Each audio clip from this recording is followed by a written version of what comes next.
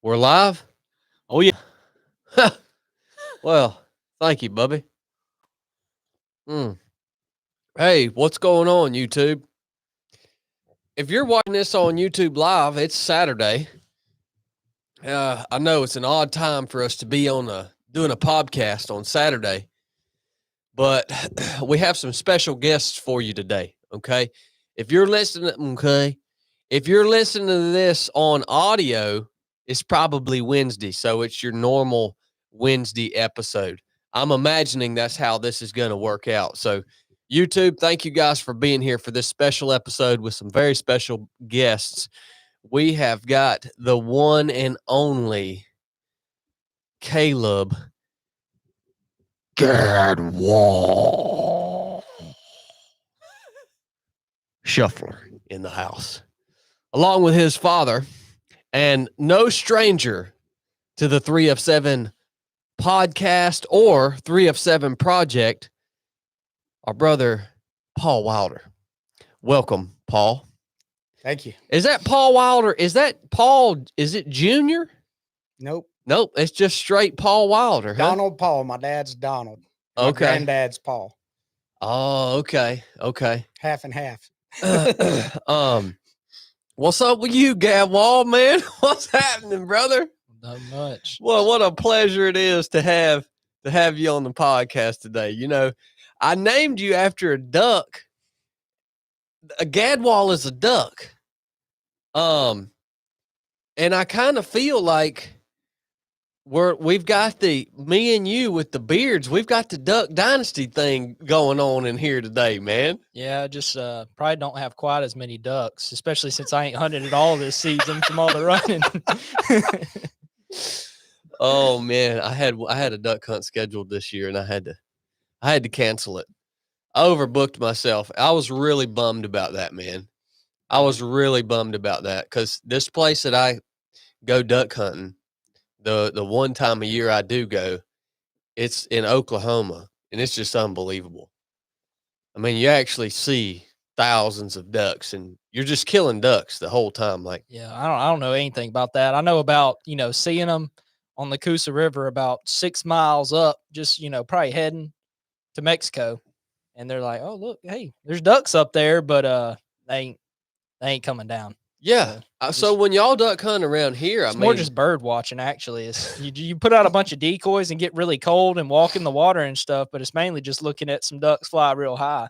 How do you stick with it, man? I mean, if you're not killing ducks, I mean, is it just the thought of potentially killing a duck? I mean, yeah, I mean, it's like when you finally do it right and they do right. So like trying to compare it to deer hunting, because you do that a lot more traditional than you do the duck hunting. But like when you deer hunt, let's say you're stalking an animal or something like that, and you are trying to judge the wind and you have an idea of where it's going to go and where they're going to come out or whatever, and you guess right, and I don't know, it just everything goes according to plan. That's how it is when you do everything when you're duck hunting. So you set up your decoys, you set it up based on the wind, and then if they come in and cup up right into your decoys, it's one of the best feelings in the world.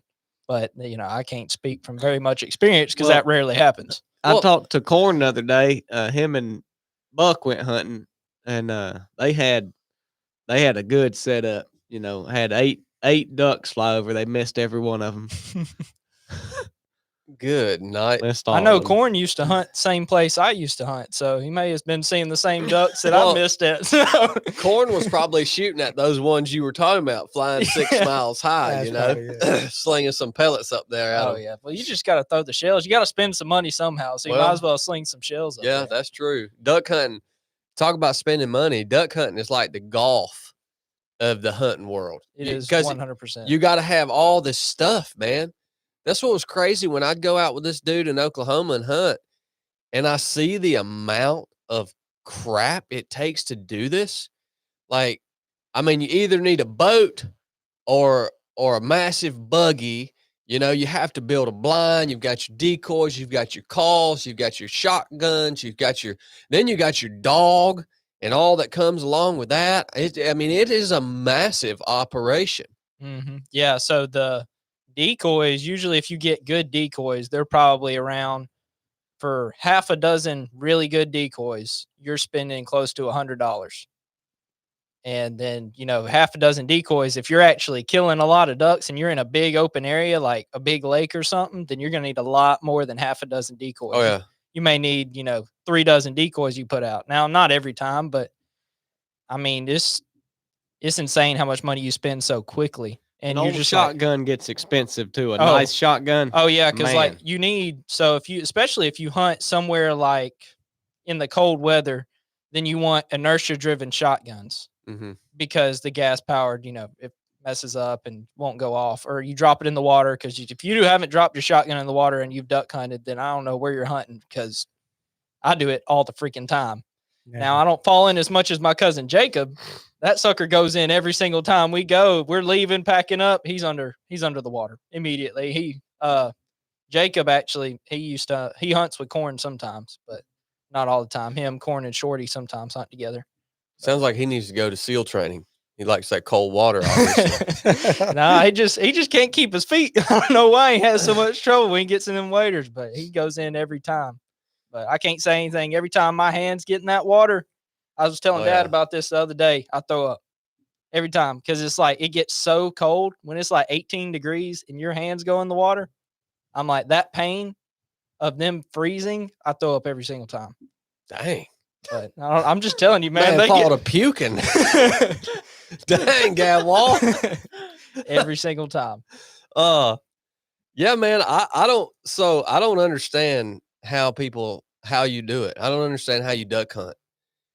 I mean, how many ducks if you hunted hard in a season here in Georgia, how many ducks would you kill?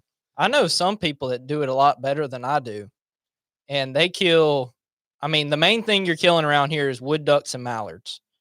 And so they kill, maybe their limit every weekend of wood ducks, and then sometimes they kill 1 or 2 mallards. But usually, I mean, you may kill, like I said, I think a limit of wood ducks is 6 wood ducks. And so you can only kill 6 a day. And usually people only get to hunt on Saturdays because of, like you talked about, how big of an operation it is to get everything out there. It's like, the 100-mile race when we did that. I mean, it was the same start time is what, I've been on the Coosa River at probably 1 o'clock in the morning before, just getting to the spot. And we had to pick up the boat over a beaver dam and then throw it over there and then throw out the decoys and then take a nap and eat and all that kind of stuff before you even get to start. So you're wore out before you start. Yeah, it's crazy. I just don't know how people do it around here, because when I go duck hunting, there's a guy that's being paid to be there that does all the decoys. He has the dogs. I don't have to do anything, dude. When I go duck hunting, I don't have to blow a call. Like, all I do is just steadily shoot ducks all day. That's all I do. And so, but I'm watching this dude, this guide, that, he's having to get in and out of the water and do the decoys, and his hands are frozen, and he doesn't puke when his hands get cold, but that's a unique trait I have. I'm like, man, this is way too much daggone work. Like, even if I lived in the duck flyway where these cats are at, I'm like, nah, I wouldn't do this. Well, it's worse there. Like, so my cousin Jacob said before opening weekend, he went to Arkansas. And so the Thursday before it opened on Saturday, he said that there was somebody parked at the boat ramp. He slept in his truck from Thursday after he got off work, from Thursday until Saturday. So there's obviously something to it. And then, so that guy that did that, he was waiting all that time, and the spot he was trying to get to was like a well-known spot or something. I don't know. He wanted to be there first. Yeah, he wanted to be there first. So the guy that came that morning, hadn't been waiting in line, showed up, because if you get to the spot first, it's your spot. Shows up. There's a guy that comes up, puts on a pair of New Balances and grabs his shotgun and sprints to the spot. There's through the woods on the public land, and gets there before the guy that had been there since Thursday. Holy smokes. So there must be something to it. I mean, if somebody's going to suffer that greatly and wait that long to get in a dang spot to kill a duck, it's like, I don't know. It's weird how there's so many different things out there that people really, really love to do. And I just can't understand it. We compared duck hunting with golf. Golf's the same thing. I'm like, why on earth, if you had a day off, would you go and dress up in your silly clothes and go hit a ball into a hole? It's literally mind-boggling to me. Now I'd be more apt to duck hunt than I would to golf. There's so many things though, man, that people just are obsessed with that. It's like I don't know. What do you think causes that? Well, it's a passion. It's not or it's what is the Mossy Oaks or Real Tree slogan? It's a obsession, not a passion or Oh, something. I don't know Yeah, at I all mean, what it that's- is, but yeah, People get obsessed over it. oh yeah, I can say for me, it's the amount of work that you have to put into it when it comes to duck hunting. That's why I like it so much more than deer hunting or any other kind of hunting I've done, is because of how much more work goes in on your day that you go work. Like you show up, like I said, you'll show up. I don't think I've ever been to a spot later than getting there at 4:00 in the morning. And so that means I'm already drove an hour to wherever I was going or whatever. Well, I had way more success duck hunting Yeah, he did. than anybody. Well, that y'all than went duck anybody he shooting. That knows. doesn't count. But we put corn. We grew corn in a pond that we would bring down a little bit and bring up. Now, was this in South Georgia? Yes, sir. in Allegedly, Cockle County. allegedly put up corn. And my granddaddy and my uncle we would rotate ponds, and we wouldn't hunt them, but once or twice a year. We go to that pond either in the morning or in the evening, and then go to the next pond, and then go to the next pond, and then go to the next pond.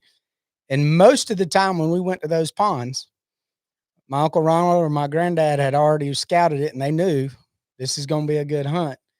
And you were pretty much guaranteed, and it was mostly wood duck, they were going to come in and you were going to be able to do some business. And we didn't use a different gun.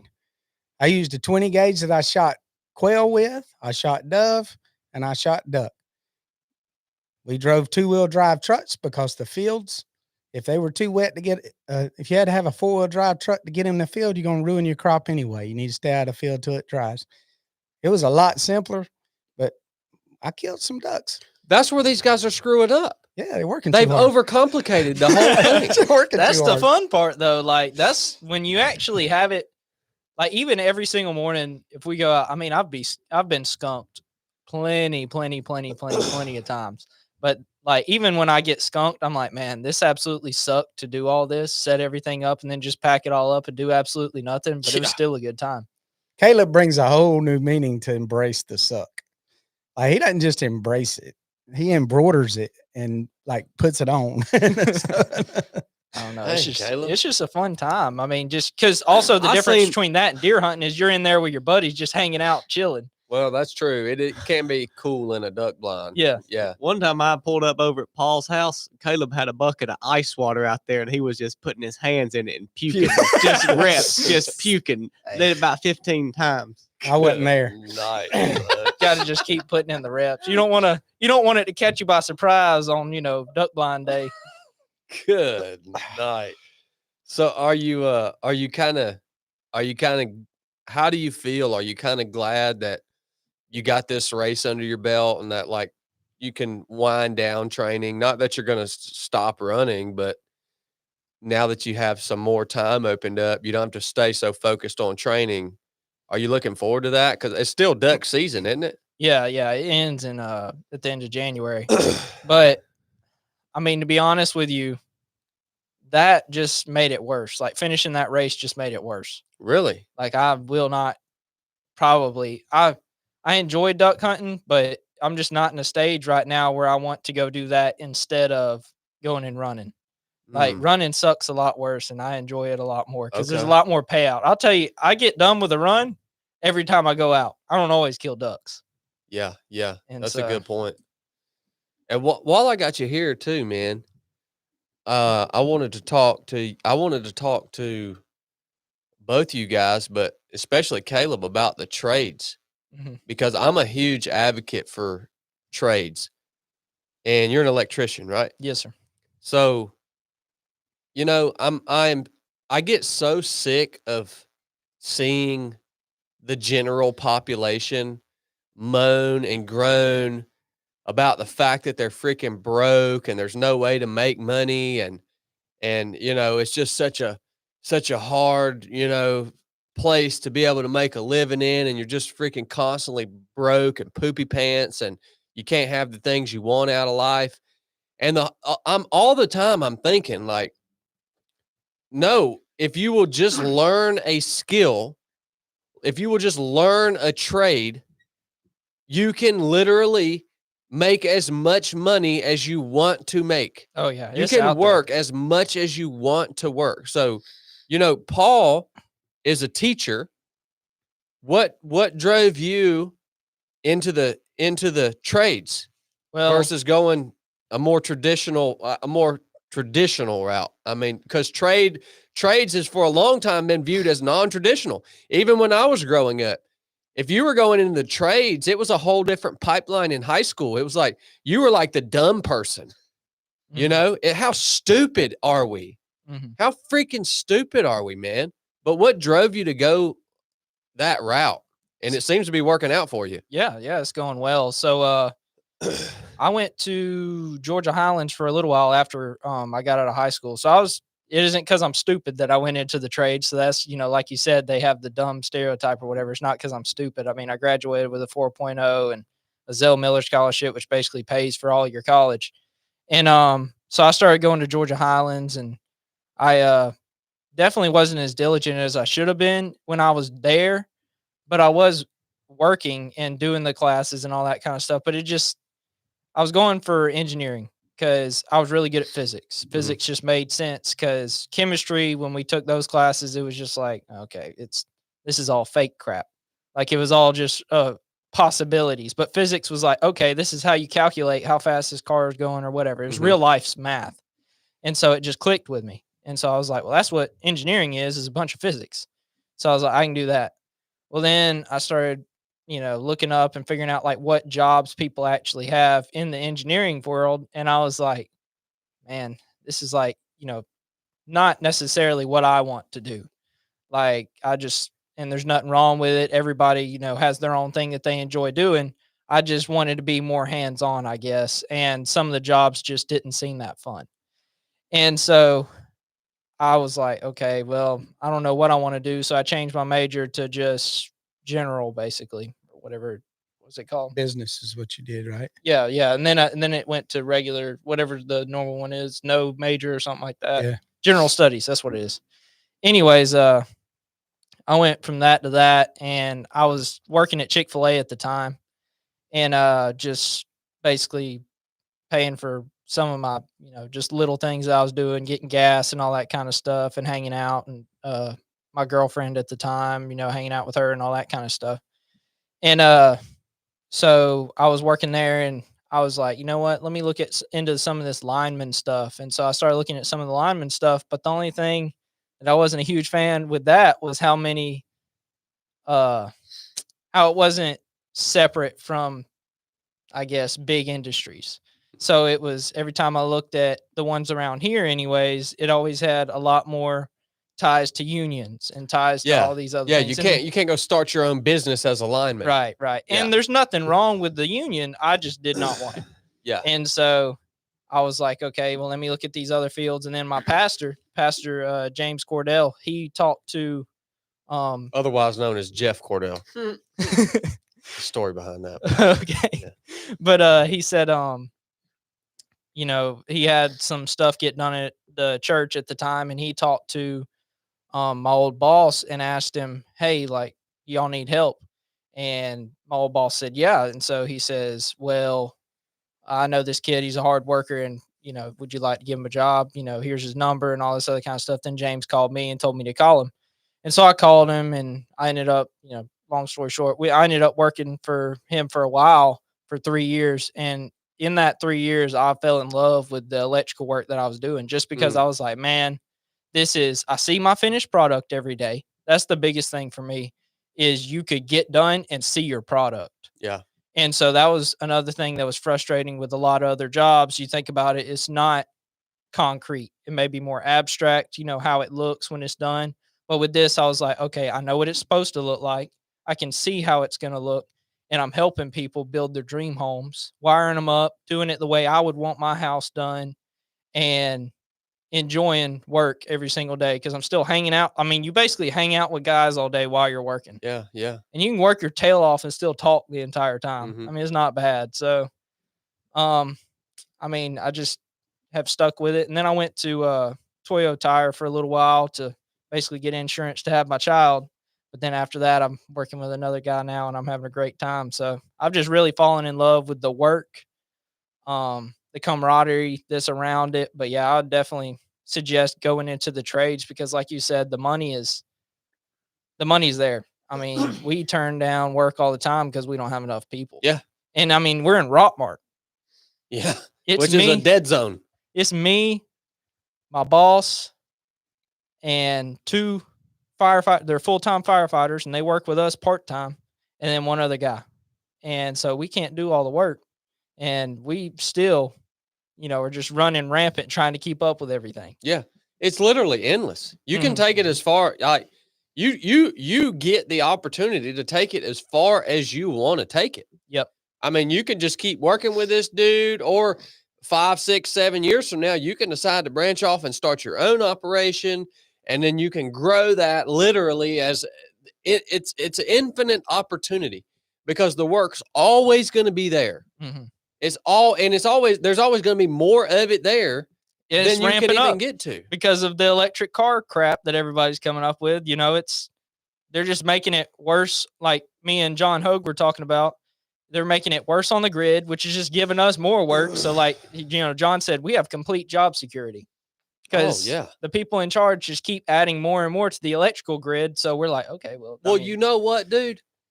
Ain't no homeowner gonna touch nothing that's got electricity running through it. That's why, like, I was talking to somebody the other day and they said if he was also in the trades, and he was like, if I could recommend one trade to get into, it's electrician. Oh yeah. Because, I'll get into crawl space and work on my plumbing a little bit. I'll work on my HVAC, a little bit here and there. Just, I'll YouTube it, whatever. If it's got electricity running through it, though, I'm not touching it. I'm calling a professional. I used to till now I got family. Yeah. So. I ain't messing with it, man. So I just commend you for doing that, man. It's, and I wish more people would do it. And I wish people wouldn't be so in their, when they get in their 30s or their 40s or their 50s and they're broke, they can't have the things they want. They're working some freaking crap job. I wish they wouldn't be so closed-minded to learning something like what you've learned, man. Like, anybody who wants to put in the effort and the work, and anybody who wants to seek out the opportunity to learn these things, you can learn it at any phase in life. It's never too late. And I don't think that, I think that people stay in a rut their whole life financially and in their career because I think people believe that it's not supposed to be hard, or they can't understand that, like, no, they can't understand that if you actually want to achieve some success financially or in your professional life, it's going to take effort, which means it's going to be uncomfortable. Effort is not comfortable. And so they just don't get it. They just think it's not supposed to. Well, we live in America, right? It's not supposed to be that hard. It doesn't matter how free you are. It doesn't matter what country you're in. If you want to have success, it's going to be hard. Yep. I think something too, I never forget, we had my cousin who works for SpaceX. She works for, she's like the head of Dragon Project or DragonNet or something. That they shoot manned rockets to the space station. She graduated from Georgia Tech. Her husband graduated from Georgia Tech. He works for NASA. And I had her come speak to the school about STEM. And she said something we were talking about women of STEM and that kind of stuff. And she said something that I thought, wow. She basically told the girls, don't decide you want to be a rocket scientist because I'm telling you you can do that. You have to find your passion and do what you want to do. And that's the thing with Caleb when he left Toyo and went back to the electrical work, I could tell there was so much more peace and joy. He said, when we went on vacation, we go to Thanksgiving. Every year we go to Destin for Thanksgiving. And he said, I'm looking forward to the break and being with family, but I'm not like going to be miserable going back to work because every day there's something different. Every day there's different challenges. And what I would encourage people is like, hard is relative. Getting a degree is hard. Not getting a degree, learning a trade and working hard is hard. And then what I told Caleb, what did I tell you at the very beginning? It's not what you make, but what you spend, right? And so you can make a living doing a lot of different things as long as you keep yourself under control and don't act crazy spending. But what I think a lot of times people do is they look around at everybody else instead of looking inside. Galatians chapter 6 talks about in the Message, don't compare yourself to other people and don't think too highly of yourself, but find out what the Lord's called you to do and give yourself wholly to that. And I think a lot of times we even over spiritualize that. Whatever you're doing, do it hard, work, do it hardly as unto the Lord. The reason Caleb's been successful is because he works hard. When he was at Chick-fil-A, he worked hard and moved up. When he was at the other place, he worked hard and got his own truck. When he was at Toyo, he was producing more than most of the people around him. And that's what helps you be successful. And you'll stand out. Doesn't matter what you do. If you do it heartily as unto the Lord and you don't grow weary in well doing, you're going to reap. And the reason that works is because it's in there. That's what I was going to say. Was me and Blake and Dad had a conversation on a run a while back. And I told Dad this, and then I talked to Blake and Dad about it on the run. But a lot of times I feel like we think when we pray for, God to bless us with whether it be money or something else, whatever you're asking for. He definitely wants to do it. Obviously, I mean, he wouldn't tell you to ask for things if, and if he doesn't, won't, if he thinks that's going to be bad for you, he won't give it to you. But the whole thing is, why does he have to grant you something else extra other than the sowing and reaping aspect that's in the Bible? So why does he owe you anything more than creating a system where if you put in hard work, you get in good results? Yeah, man. And so why do you expect more? And He's so, made that available to you. exactly. And then everything else, he still will do above and beyond what that is. And so it's just all a bonus. But if you just sit there and say, hey, God made this world for me to prosper and be better than everybody else if I'm willing to put in the work. And that's not, talking about obviously works-based faith or anything like that. That's just talking about on this earth. That's a law of nature. Right, exactly. It's a law Like of gravity. nature. Yeah. But nature was created by God, and that's the whole thing. We Exactly. talked about it before you got here. We were talking about the parable of the sower is the kingdom of God, like a man who went out and it starts. The Bible says, keep your heart with all diligence. So hard work starts in the heart first. If you keep your heart with all diligence, then your heart will lead your mouth, and your mouth will lead your life. And that's the whole, like Romans 10:9-10, that if thou confess with thy mouth the Lord Jesus and believe in thine heart that God has raised him from the dead, thou shalt be saved, set free, delivered. That's the whole kingdom, is take care of your heart, get your mouth to follow your heart, and be a doer of what that is. And when you sow and when you plant a seed and you tend to it, you take care of it, you make sure there's no weeds, you water it, you do whatever you got to do. And then some of that you have no control over it because sometimes you can't water it. You have to trust God to water it, right? And other people sometimes have to help you. When I worked on a farm, we had to get other people sometimes to crop dust for us and spray for worms because we couldn't get in the field because it was too wet. And I think that's one of the things that it doesn't matter. Our society has got to get back to the basics of the principles of the Word of God, because it doesn't matter if you're an electrician, if you're an administrator, a school teacher, if you're, it doesn't matter what you're doing. If it doesn't line up with the kingdom purposes and principles that God has already established, He's not reestablishing and changing the rules for you based on your heart. Yeah, yeah. Your heart has to be, everything was made by him and for him, and without him, nothing consists. And so I think one of the things that, really impressed me and blessed me with Caleb is when he and Krista got pregnant, when she got pregnant, a switch flipped in that dude. I mean, a switch immediately. He's already a hard worker and a good dude. But when we'd go on runs, he'd talk about how he wants her to see. He wants her to set a higher standard and not to look around and just see the laziness and the complacency of society around him. If he wants her to see that, the only way he can make sure she sees that is if he is that. And that's, I'll say publicly right now, I'm more proud of that than I am anything else, that he's done. Yeah, no, I love that, man. Yeah, and all of that, obviously, I completely agree with. And yeah, when we talk about the laws of nature and we talk about reality and cause and effect and the things that are inescapable, all of that is God's design, right? So that's how we tie that. That's that's what I mean when I say those things. It's the way it was designed to be, and ultimately, I think that people, when they bump up against that feeling of, ooh, this is a little bit hard. This is a little more than I wanted. Like, this is a little more stress than I wanted to bear. When they bump up against that, then they back off just a hair. And that's why they never end up achieving or getting anything, man.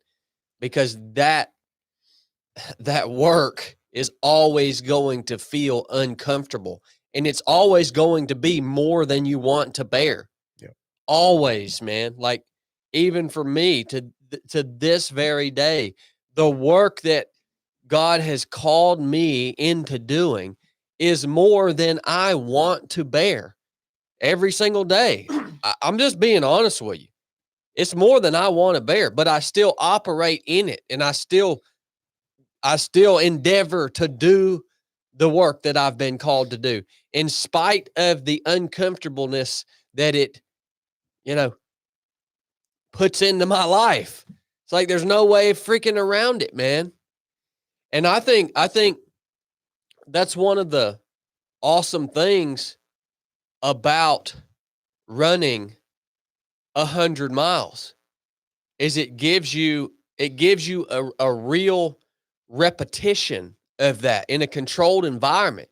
It gives you a repetition of exactly what we're talking about here right now, but we're talking about this in terms of things in life that matter, the things that we've been called to do, the work we've been given to do, the purpose that we serve within the body of Christ, within our and that lumps everything, your personal life, your professional life, all of that.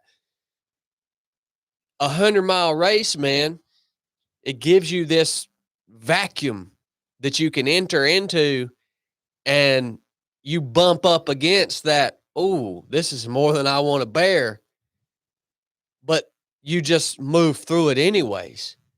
And people ask all the time, why the crap would you run 100 miles? I just posted a video on YouTube today, how to recover from a 100-mile race. Well, half the comments on there are just joking comments because people don't understand. Why would you do this?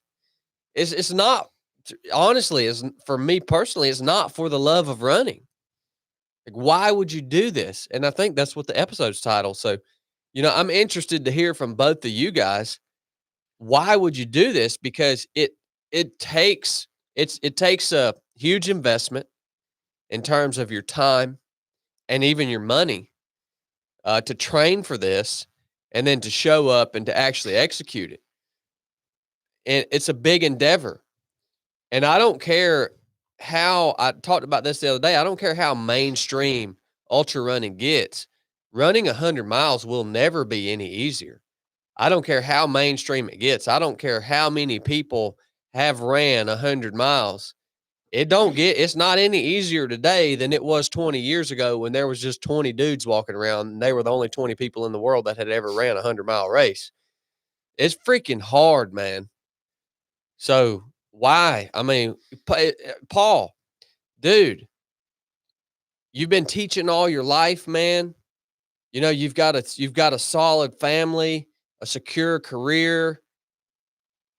You know, you understand God's word. You're in a solid place in life. Why the crap would you go do something like this, man? I think, one of the things I always overarching, I always want to push myself. I don't want to make excuses about getting older. I get annoyed by things about, the reality is I'm not as fast or strong as I used to be, but I still want to be as fast and as strong as I can be. Mhm. And so that's one thing overarching, but honestly, it started watching you at the Cocodona. And then Blake signing up for the 100, listening to Blake talk about some of what you went through. I watched a lot of that live, or like watched the live feeds later after. And just it really, to be honest, and you might not feel this way, I just watching you do that, I knew it was a new arena for you. And I'm like, why is he doing this? Like, his best race is these last man standing, where you can be intentional, patient, present, and deliberate. And it's going to pay off, watching you win those, mid-state miles, and that being your arena. And then all of a sudden you're going out west and do it, and the challenges, honestly, I'm sitting there thinking, when you got close to the end, like the fact that you just took quitting off the table, and you knew your feet were obliterated and all that kind of stuff. And I got to thinking, well, I had attempted 100 and made a silly decision, wasn't present and deliberate, and hurt myself and didn't wind up finishing it.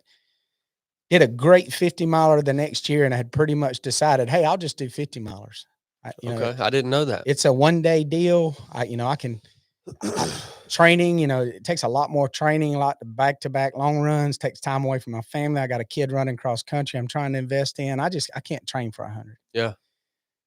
So after watching the Cocodona talk, hearing Blake talk about doing one, and then Caleb and I had started running together. So I felt less stress about being away from home, because even though I was away from home, I was running with one of my sons, so I could train again. And Caleb and I, for New Year's, it was 2023, and Caleb had run 6 or 7 miles. 6 was miles. his 6 miles. I started running again in December. So he started running in December a little bit and ran 6 miles. And I said, well, I'm going to run 23. And I was running 23 miles for 2023. Caleb didn't even understand that's why I was doing that. And that was not communicated. Yeah. Well, so I was just thinking, I wasn't in great shape. I had already run that 50 miler, and then I had tapered and pretty much was running every now and then.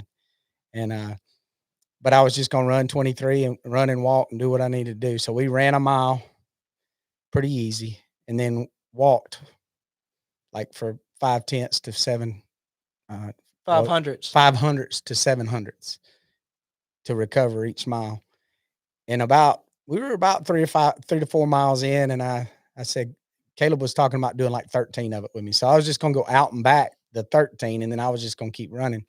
And Caleb was like, no, I'll just see how long I can stay. And once he said that, I knew he's doing the whole thing with me. No food in my bag. Yeah, no food in Didn't his even plan bag. on doing that. I had him covered. Yeah, early on, you don't understand how important that no, is. that's I learned that real quick. Yeah. I gave him a gel, and he was like, got all spry. But so he ran 23 miles with me that New Year's, and we ran at 12 degrees. We went to Berry and ran with it with 12 degrees and freezing. My glasses froze over. It was crazy. And his hands must not have got cold. No, they didn't. I was running. You move a lot less in duck hunting than you do in running. But we really did. That really did help me feel better about taking a challenge. And I saw the Daytona 100. Caleb and I both grew up going to Daytona. I didn't think I didn't have any expectation anybody was going to do it with me. I just felt like I needed to sign up for something. So in March, I signed up. I told John Hogue I was signing up, and he had done 100 with some of his friends the year before. And he said, I'll do it. So we all three signed up the same day. And from March on, that was just what our focus was. And I wound up, we had a boy that died of cancer. His name is Malachi Walker. He was a kid in my school who was a 5th grader. He got cancer when he was a 3rd grader. Eventually came back to school in a wheelchair. Just a great kid. One time he said, "You know Michael Jackson?" I was like, "Yes, sir, I know Michael Jackson." He said, "You know that song, Beat It?" And I was like, "Yeah." He said, "That's what I'm gonna do with this cancer." And that was his attitude all the time. Anytime you were around him, he was, even though his body was being emaciated by treatment and all this stuff, he just always had a great attitude. And he passed away last year. And so when he passed away, I had somebody in my office make me a shirt, a Malachi Strong shirt, and a bandana that said Malachi Strong. I wore that bandana in my pocket, and kind of had that in my mind with him. He was number 8, and number 7 is the number of completion. So I always, when I spoke at his funeral, I said Malachi taught me a new meaning of continuing and going and having grit, and it was that when you think you're done, with 7 being the number of completion, when you think you're done, you've got one more. And it's so funny because we ran this 100-mile race. We ran 101 miles. And so we ran 100 miles plus one more in the race. And so it was a special thing. And basically it was just, motivated by just always, wanting to be stronger. Yeah, when I ran that 23 miles with Dad, we like I said, I left there and I was planning on running 13, and I've run 12 in cross country practice and all that kind of stuff in high school. And so when I was running that, just planning on running 13, I was like, okay, I won't need any food, obviously, because it's just 13 miles. Which now I take food for 13 miles, but back then, I just didn't. If you don't think about it, you don't need it. But once Until you do. yeah, exactly. But anyways, so I was good, and then we hit like mile.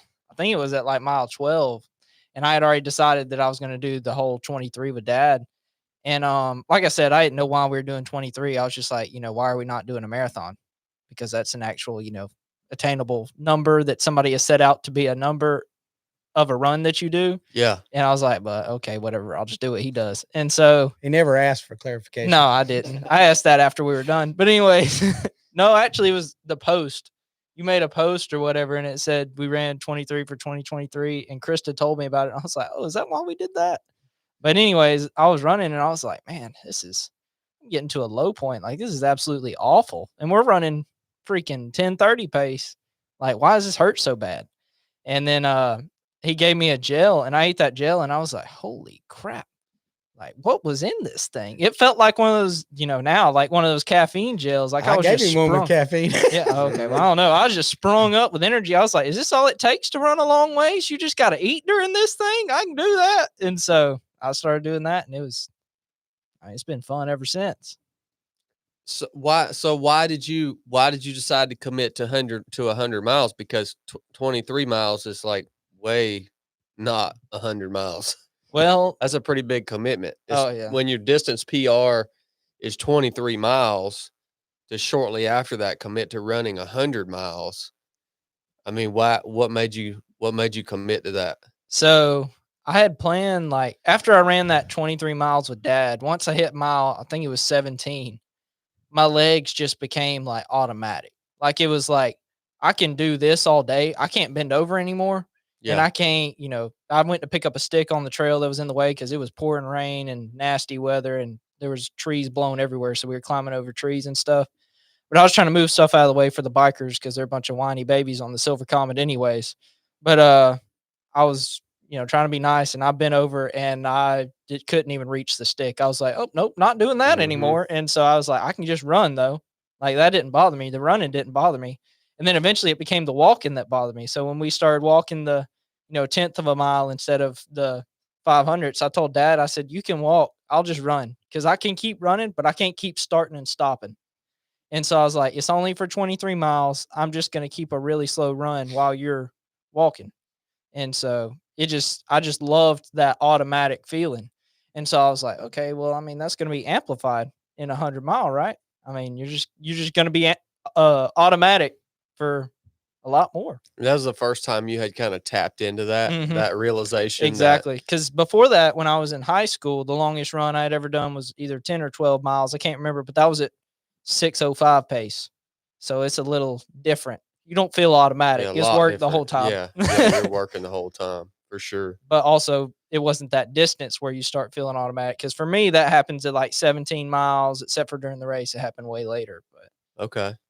Well, yeah, I want to get into the race and talk about how it went for you guys and what you guys learned from this endeavor and challenges that you had to overcome and highs and lows and all that good stuff. Did you guys use Hoist?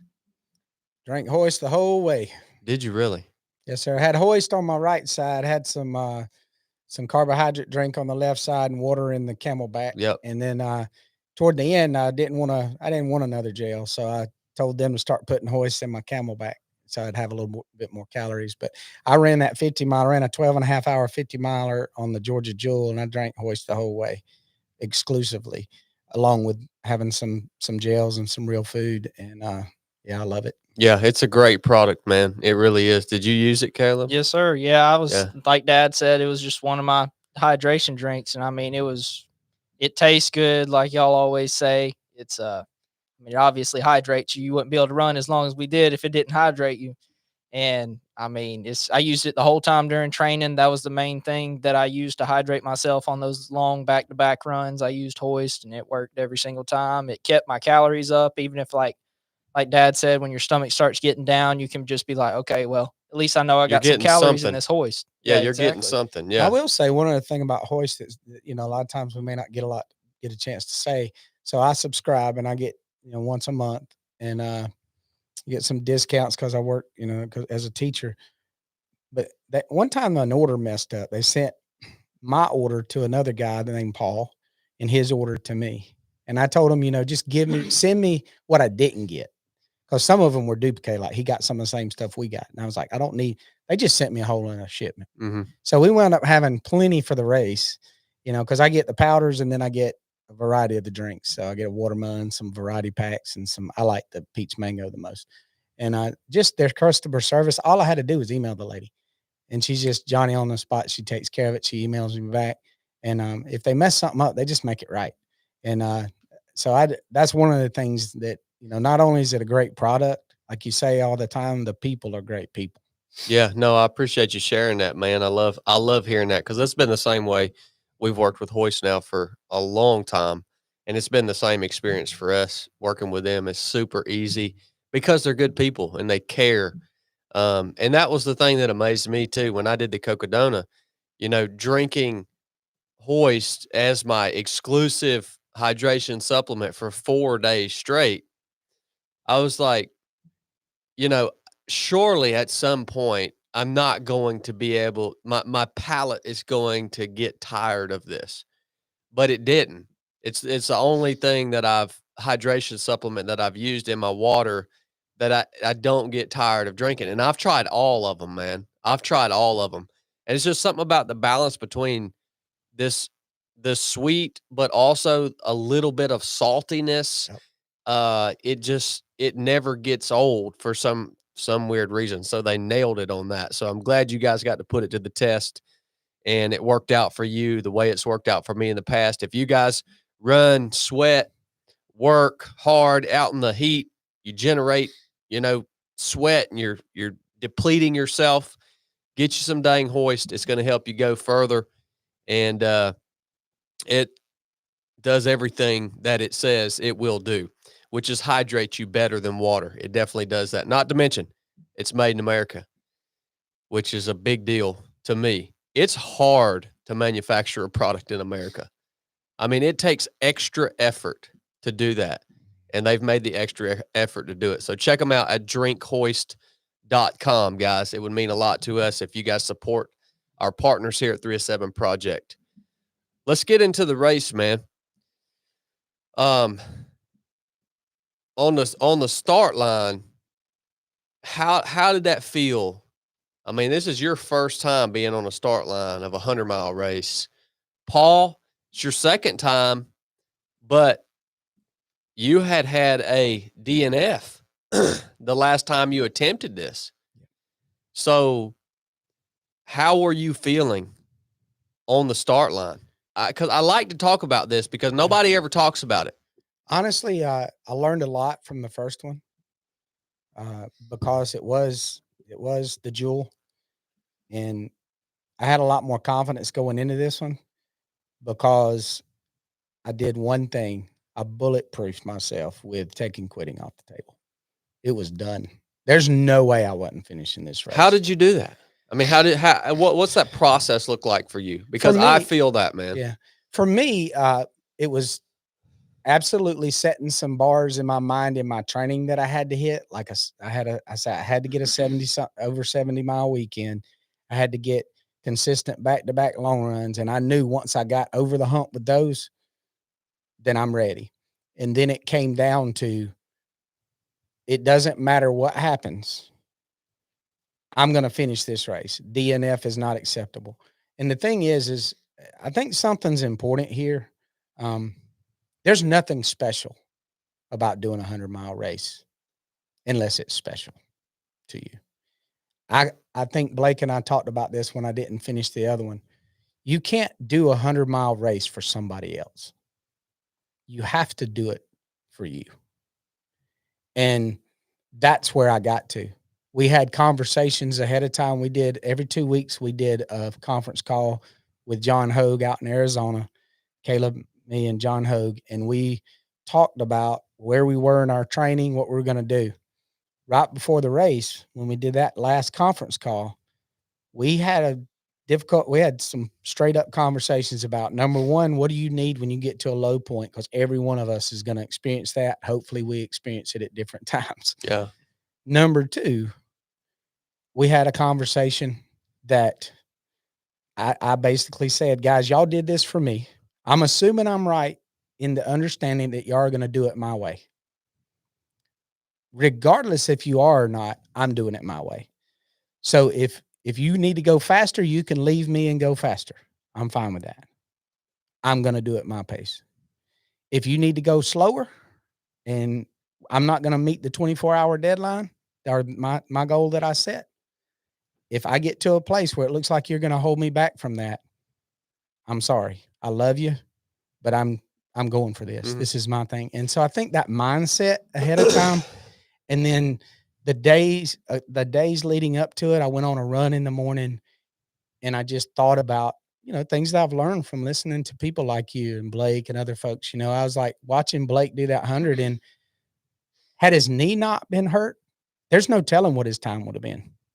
Like a lot of people, he's not saying this. I haven't heard him talk about this on a podcast. Like, oh wow, I watched him train. I went on some training runs with him that I couldn't. Hard, man. Like, yeah, I know, but he didn't quit. Yeah. And so that was something. Quite frankly, it was all the bulletproof in my mind. I feel like ahead of time with there's just no highway option. Yeah. I'm going to finish this thing. And it was, part of it was other people. There's so many other people investing in this with me. Caleb, John, my family. At the time, of course, I didn't know Blake and them were coming down there, but that was part of it. But it couldn't be that. It had to be, this is my deal. And even like Malachi and thinking about his life and what it meant, that was a part. Mm-hmm. Mm-hmm. But ultimately, it was my word and my integrity on the line. And I can't do this again. I can't get on a starting line and get into the hard stuff and quit. If something's broken, yes. But if something's hurting, it just wasn't going to happen. Yeah. Yeah. Man, I'm so glad you brought that up. These notes right here that are on this paper, this is actually my notes from a speech that I gave 2 days ago. So this is a speech that I give called Change the Way You Think. And at the very top, number 1, right there, on changing the way you think, this speech says, take quitting off the table. Yep. Wow. Huh. How about that? Number 1, it is literally the foundational element. It lays the foundation of proper thinking. As long as you still have some inkling of an idea that if things get harder than you wanted them to be, that you can bow out, as long as you still operate with that little bit of idea in your mind, you will not think properly about anything. So this is the foundational element of setting yourself up to think right. And why is it important to think right? Because a very large percentage of the problems that we have in our lives that we just can't seem to overcome the challenges that we're faced with that we just can't find a way around, over, through, a lot of those things exist. A high percentage of them exist because we don't think right. That's why I've made this my primary speech, because I've thought about what people are faced with, all these challenges, and whether it's business, spiritual, marriage, whatever aspect of your life, these people are faced with all these challenges, and they get all these bull crap answers. They get all these, people trying to give them these tactics and procedures and things that they can do on a day-to-day basis that's going to help them overcome the. No, it almost always revolves around improper thinking. Mhm. As a man thinketh in his heart, so is Come he. on. And that's, that's the thing that I think we taught my teachers, even when they knew we were doing this, and uh, they sent me some of the texts that I got were, don't forget, because I share this with my staff sometimes about my family. One of the things we say in our home is Wilders don't whine. And I asked Natalie what one of her takeaways from this race was, and she said, y'all never came in complaining and whining. You told us what you needed. You told us if something was hurting, we said, hey, if we needed to address it. Now, we didn't talk about things hurting that didn't need to be addressed. Yeah. So that would be the second thing, obviously. And where do we, power of the spoken word. Yeah. What's in your heart? That's the thing. This run was not just something I was doing. It was something in my heart. And so I was able to take quitting off the table. And I think, the running it with other people.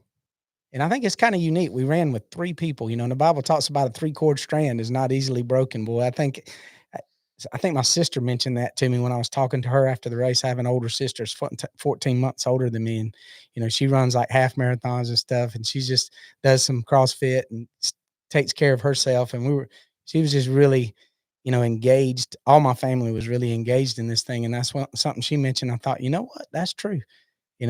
We had all 3 of us, and it was a beautiful thing. Well, I think with the, taking quitting off the table, a lot of people hear, even that follow 307, they hear Chad say those things and they say, all right, on this race or on this event, I'm taking quitting off the table.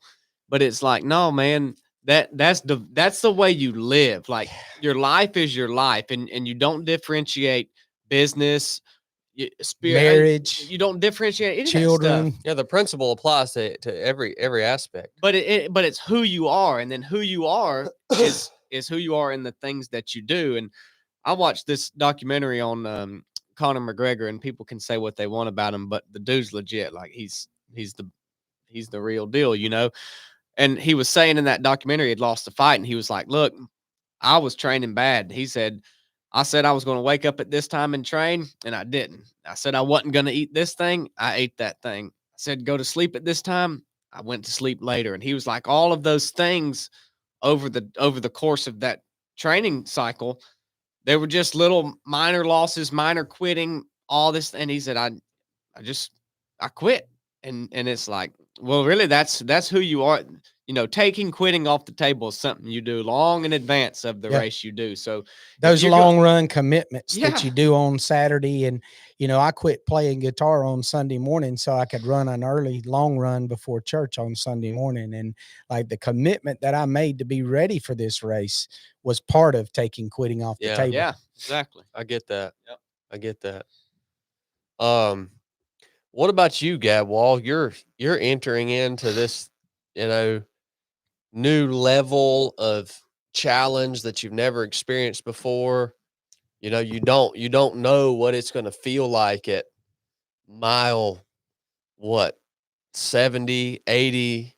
You have no idea what to anticipate. We don't know what it's going to feel like at mile 30. Yeah. We were all getting PRs. Like, he got a PR at mile 31. I got a PR at mile 51. The only way we could get John a PR is to finish in under 23:54. Yeah. So, yeah. Yeah. So how did that feel? I mean, showing up and knowing what was ahead of you. So, I mean, the longest race I had done before this was a 5K, obviously, because I did that in cross country in high school.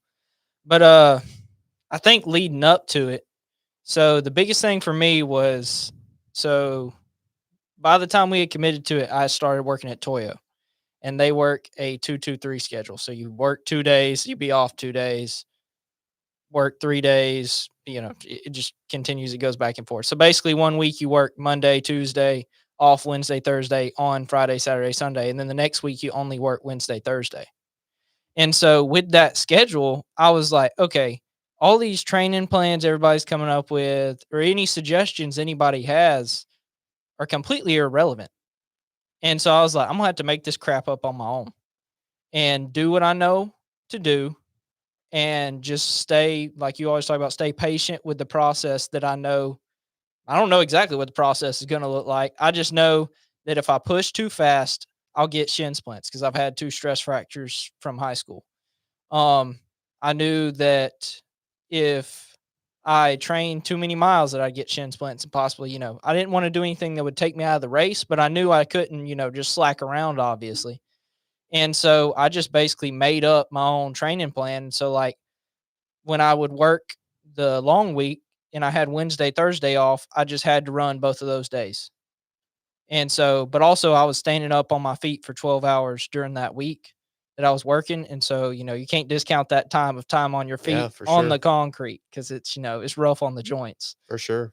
But anyways, I would train Wednesday, Thursday, and I had to take, not running off the table. Now there were some times that obviously I put it back on the table of not running. But anyways, I just, based on the baby, it wasn't because of any reason that Yeah. I wanted to do it, but I had just had a baby. So um when I was training for it, like I said, I was just kind of in a gray area of like, how am I gonna train to run 100 miles? And it was okay. It got to a point where I was just, okay, how many miles can I put on my legs, and how much time on my feet can I get in a week and still feel okay? And so for me, it was very untraditional, I guess. But then again, ultra running is very untraditional, and the way people train, everybody trains different. Yeah. And so that's another thing I liked about it, was I could just make it up. And then as we finish, turns out, I can train effectively just making the crap up in my mind. And so that was the biggest win for me, to be honest, was my training. I never got injured. I never had shin splints, knee pain. The only time I ever had knee pain was when I would change shoes. Like if so I started out running one kind of shoes, and then I tried another pair, and I liked them pretty good, but the bottoms wore out. So then I went to the Speedlands, and those bottoms never wore out, and they felt fantastic. So I stuck with those. But other than that, that's the only pain I ever had during my training. So the biggest win for me was showing up healthy. And because, like I said, I made it up as I went. Now, don't get me wrong, I'm not completely new to running. I know what it takes to run, and enjoy running in the fact that you can bring whatever pain upon yourself that you want to, just like duck hunting. But anyways, it's like when I showed up on that start line, to be honest with you, I was probably the complete opposite of what Dad was talking about, because he was talking about all these people, and it was his thing. Like he said, me and John were doing it with Dad, for Dad, and we were doing it at his pace. And we had said that on the video chat before. Like, we were planning on, even if I felt better, I wasn't going to run faster. I was just going to stay with him, because I told him, I said, kind of like Blake talked about with his race, if you're out there longer, you just gain more. And so, I mean, I'm not saying that if you can run it faster, I'd run it faster. But in this situation, I wasn't going to, because I was doing it with Dad, and I knew that I could still get more out of it if I just stayed with Dad, period. And so going to it, for me, it was just like, I'm just going and running with Dad and John. Like, it was very underwhelming. Huh. I did not have anything built up in my mind. I wasn't stressed. It was just kind of like, okay, I'm going to go run. And I didn't think about the distance. I knew it was 100 miles. I mean, don't get me wrong, I'm not an idiot, but I was like, very underwhelmed, I guess, compared to how I've been to every other thing I've ever done. But I told this to John before Dad joined in on the last call that we did the week before. I've never done something where the training was easier than the event. And that's unique to ultra running. Yes. Because anytime you do, like, I've played baseball, basketball, soccer, ran cross country, track, done a lot of sports. The practice is always harder because you're supposed to be preparing for the event. Yeah. In ultra running, you cannot, without hurting yourself, make the practice harder than the actual event. You have to be an idiot. Yeah, exactly. You'd have to just run. That's a good point, man. You just have to run the 100-mile race, I guess for nothing. If you did the training race, if you said, I'm going to run 100 miles to train for 100 miles, I guess you're just running a pointless race. But also your legs probably wouldn't be able to take running. You wouldn't be able to peak at the same time for sure. But I was super excited. I told John about the fact that I had the opportunity to push myself harder in an event than I ever did in training. And I'd like to see how that turns out. And so that's when going on to the start line, I was excited about that part, but everything else, I was just super underwhelmed because I was like, I'm just going out for a run. Just another day. So Were you confident that you were going to finish, or was there? yes, sir. Okay. I've never even thought about that as an aspect of a unique aspect of ultra running. That point that you just made about how you can't replicate the difficulty of the race in training because, like you said, you'll break yourself. Yeah, you could replicate it, but the actual race that you're running, when you're talking about running 100 miles or more, it's unhealthy. It's not healthy for you. It does nothing but tear you down in a big way.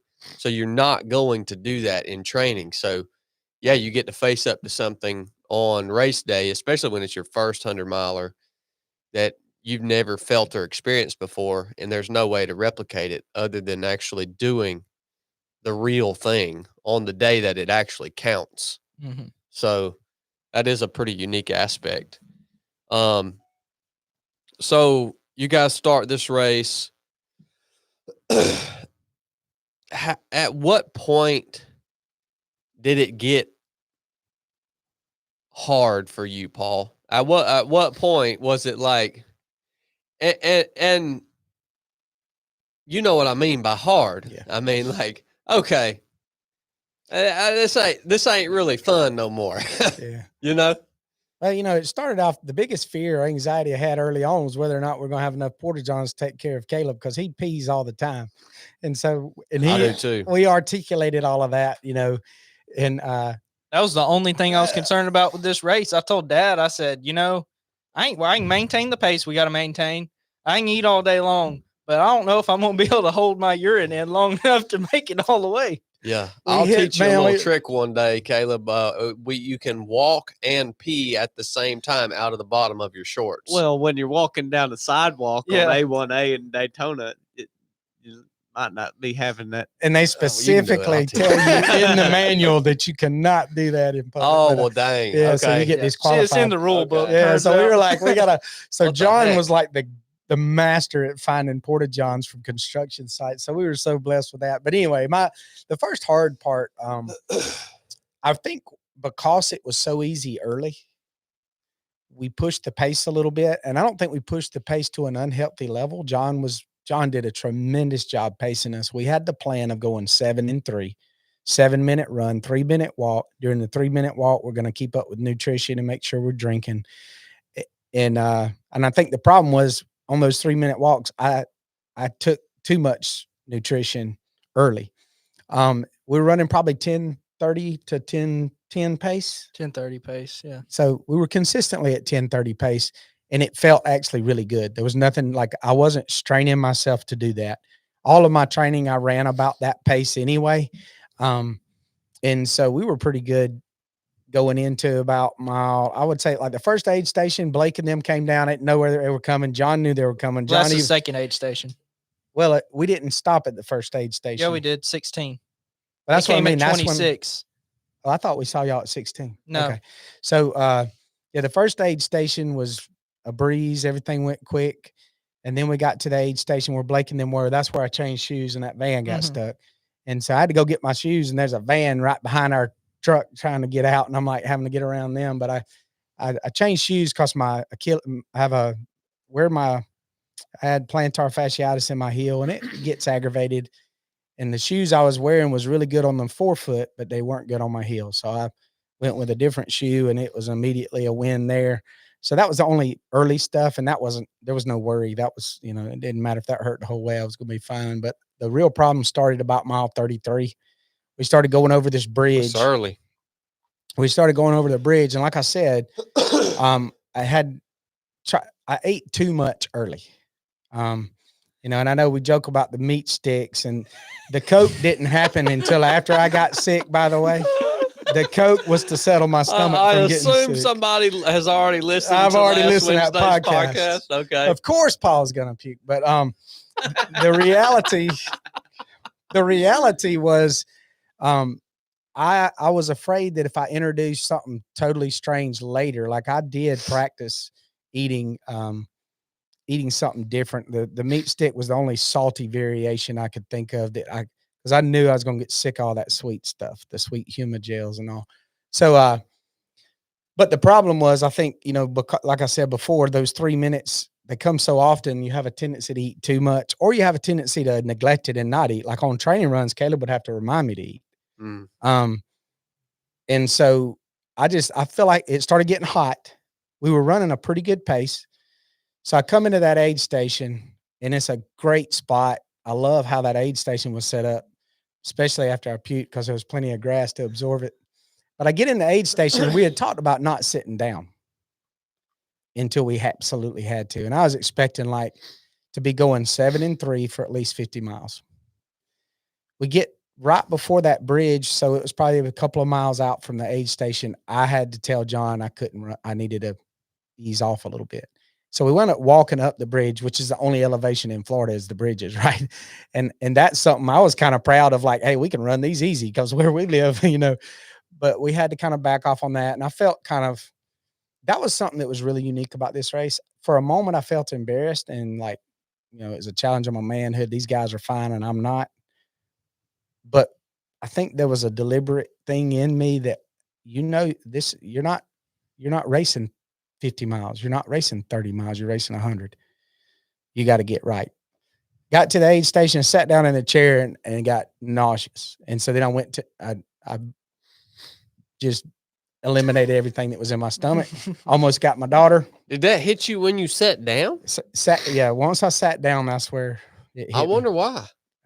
I think, and that's why I told Caleb later, hindsight's 20/20. Every time we sat down, that's what the second time I got sick was the same thing. It was when I sat down, but I would get nauseated. But I think it was, like I say, I had too many calories. Once I got that done and we started running the next leg, we had to back off and change our plan a little bit to, was it 6 and 4 we went to? Mm-hmm. And then we dropped the pace to 11. We ran the pace we were supposed to. I told Blake said, well actually, no, we went to 11:30 because what happened was once we came out of 26, we slowed down to 11 because it started getting hot. Like when we went from 26 to 35, I think. Yeah, it was hot.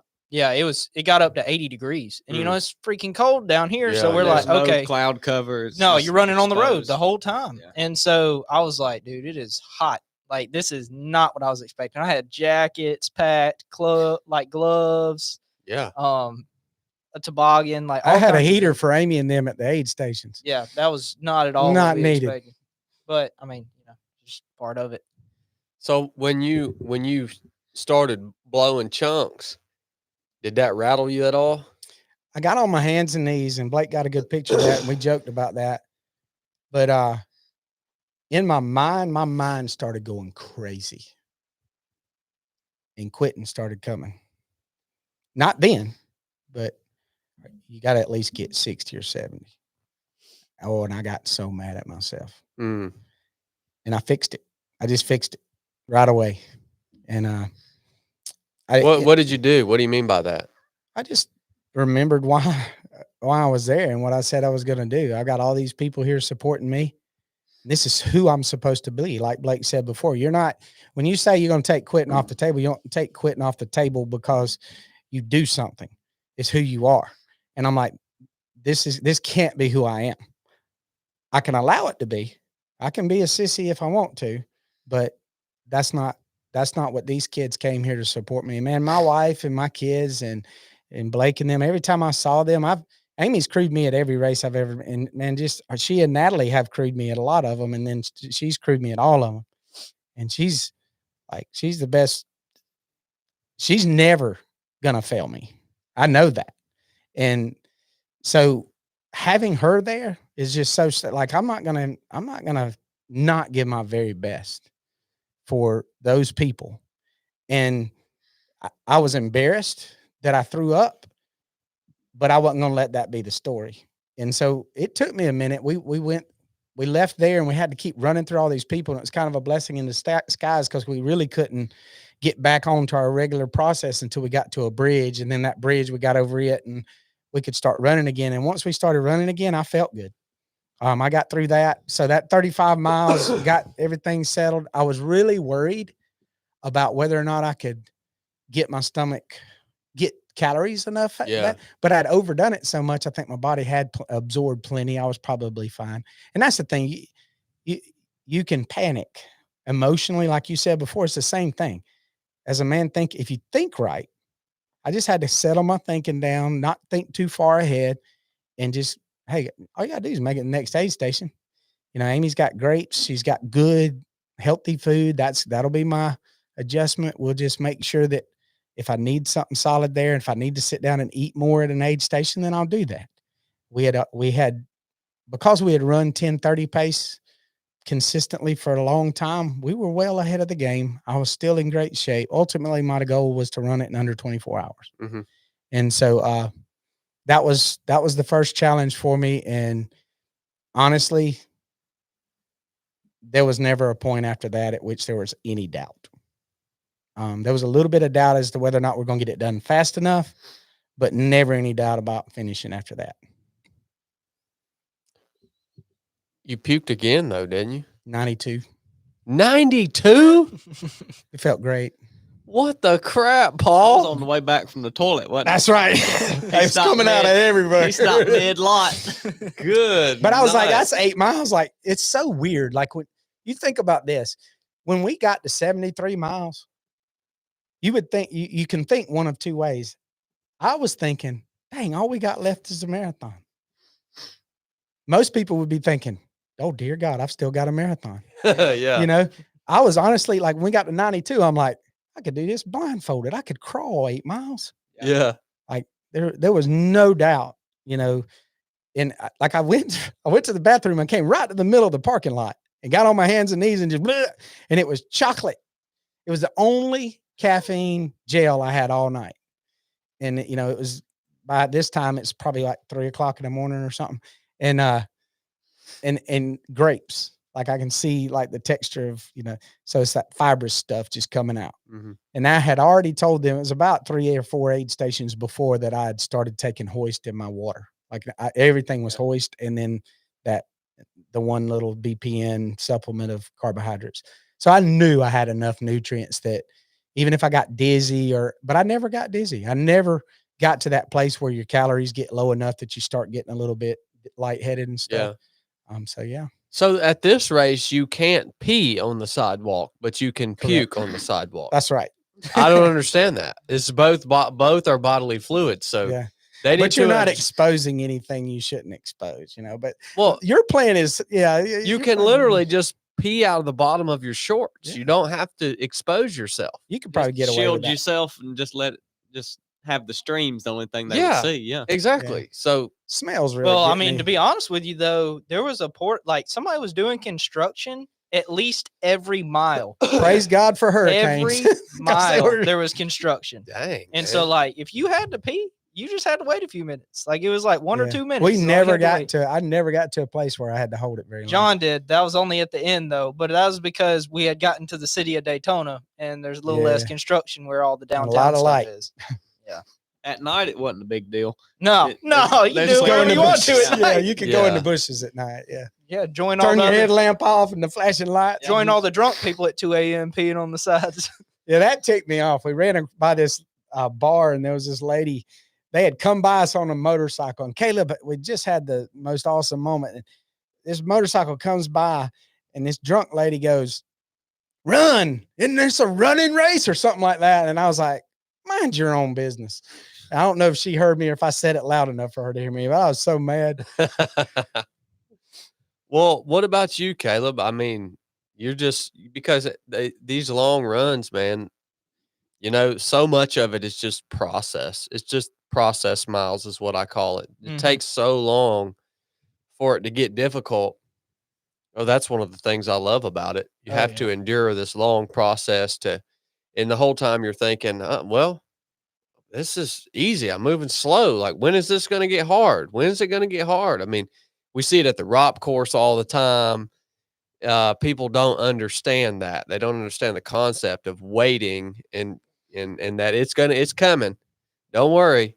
So when was that moment for you? I'm interested because I heard there was a time that you kind of did you fall back or Mhm. something like that? So what was that moment for you where you were experiencing what you wanted to experience in terms of difficulty? So there was one point at the beginning of the run, and this wasn't like, a big deal. It was just a little bit of pain. But for some reason, the top of my ankle, where it connects to your foot, where your shin connects to your foot, that tendon was just wore slap out. And so I made jokes with Chili and Blake. I was like, Dad and John were making fun of me, and everybody was making fun of me about how nice it is to be young. But I got warmed up by mile 35, so I felt great at mile 35, which was further than I've ever run before because the longest I had been in my training was 30 miles. But that was when I finally loosened up, was around like mile 32 or so. And so at 35, that tendon went numb. Mm. And so I could feel my foot like kind of flopping, but I mean, that was no You big could deal. hear him. Like he would Yeah. start pow, pow. I'm like, Foot just slapping the ground. Oh yeah. But it felt great because it was numb, so I didn't care. Mhm. And but it didn't get hard until, let's see, that was when Blake ran with us. It was from 60 to 73, right? Yeah. Yep. And so at about 62 was when John's wife met us, July. Yeah, something like that. Yeah. So, anyways, right before that, my knee, the whole front of it was just I mean, it was just crazy how hard the pain was. And I was trying to run, and I would just get running and then I'd stop. I get running, then I'd stop. I get running, then I'd stop. And so finally, in that moment, we just had to walk for a little bit, and I just walked it out, and then would start running slow, slow, slow, and then speed it up more and more and more and more. So I'd start running. And when I started running again, I was running like 15-minute pace. So like real slow. But then it just picked up, picked up, and picked up. And then John's wife met us with a knee brace. And I absolutely hate the idea of wearing a knee brace. Oh, but you didn't want to put that knee I brace didn't want to on. put that sucker on. I was like, John was like, yeah, you can use this. And I said, no, I'm good. And then Yeah, about, those knee braces are kind of silly. well, every bit of like 2 minutes later, I was like, I'm just being, prideful and being an idiot. Yeah. Like, I know that I need it. So I asked him, I was like, hey, what is it like? And he said it's just a compression sleeve, basically, with a piece of plastic on the front that holds your meniscus in place. And so, anyways, I was like, okay, I can wear a compression sleeve on my knee. That's probably, usually compression for some reason takes, I don't know all the science behind it, but takes away some of the pain, whether it be placebo effect or whatever it is. I don't care. It worked.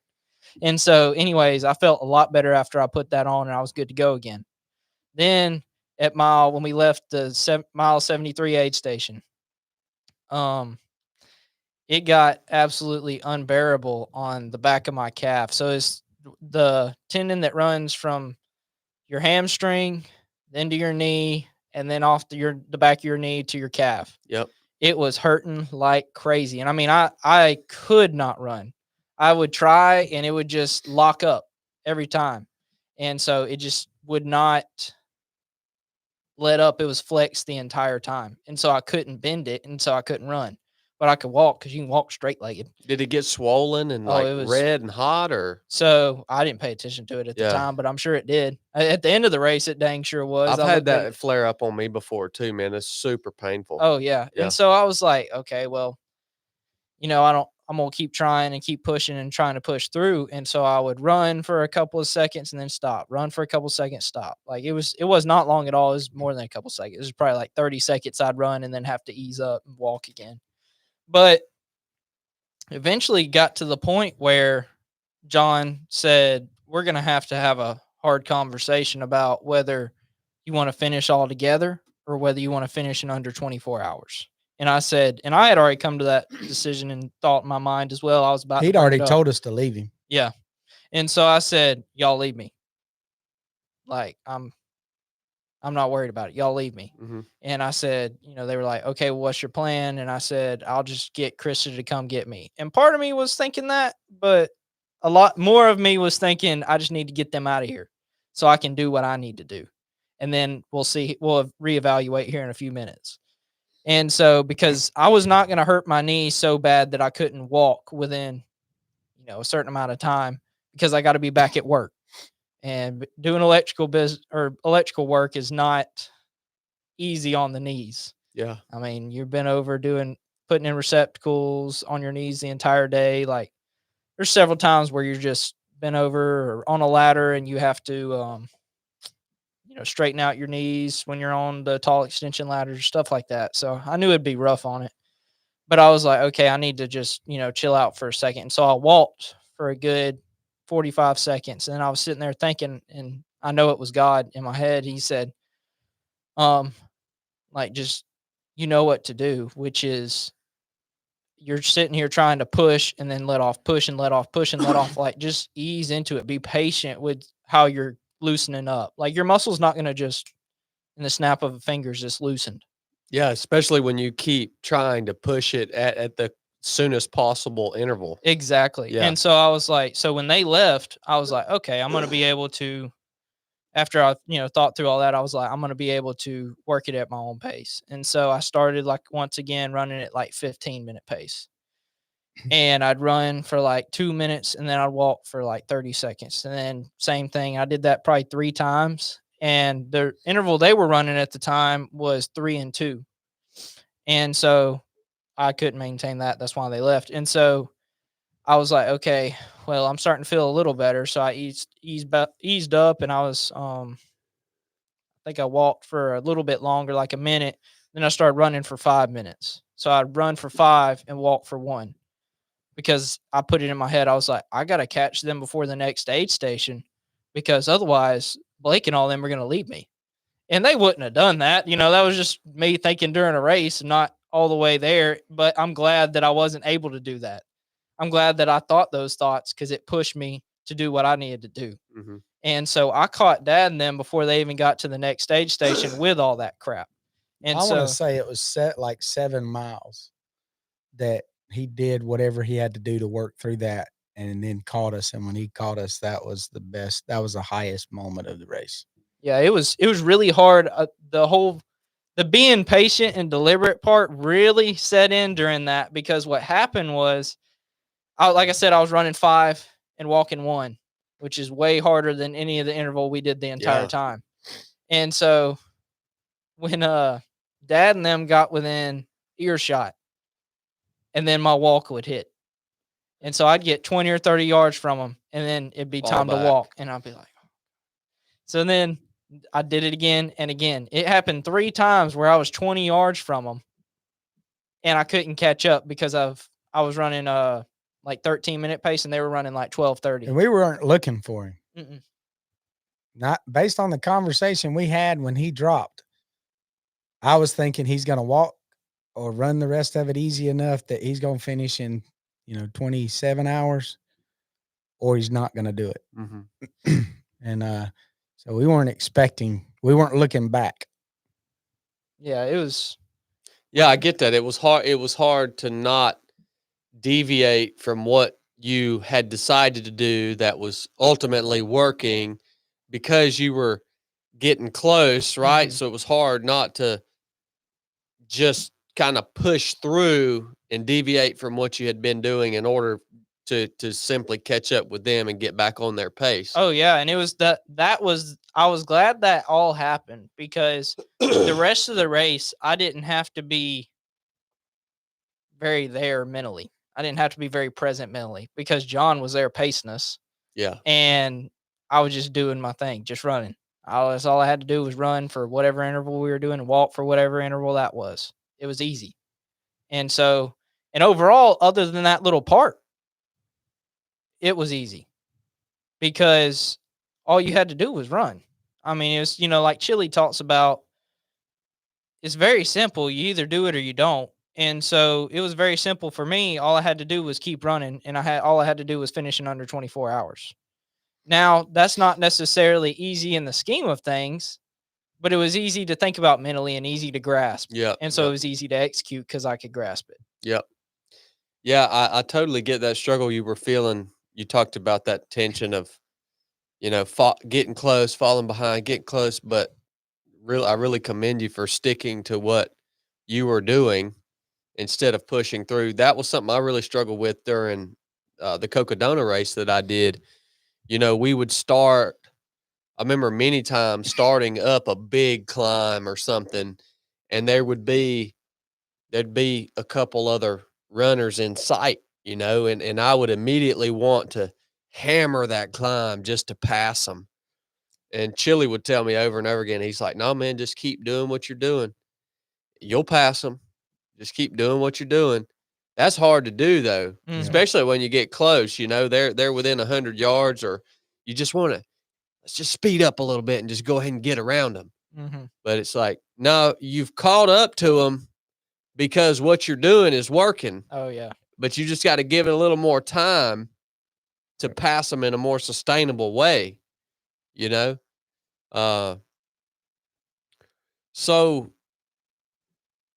every time I run a long race like this, I don't know if this is the same for you guys, but every time I run a long race, there's like one lesson that comes out of it that kind of, a lot of times there's a lot of different lessons, but for me, almost every time there's one overarching lesson. And I kind of shared that on the last week's podcast for me about the idea this past race that I ran, the same weekend you guys were running. The major lesson for me was what you're doing right now is writing your story. What you're doing right now is affecting your future and the outcome that you set out to achieve. So it's interesting. It's interesting. That lesson's never came out for me in any other race. And I've ran, I don't know how many 100-milers now, but every time I learned something new. So was there kind of, for you, Paul, was there something that you took from this? Has that came to the surface yet? Absolutely. I want to go back because the difficulty Caleb experienced was difficult on all of us.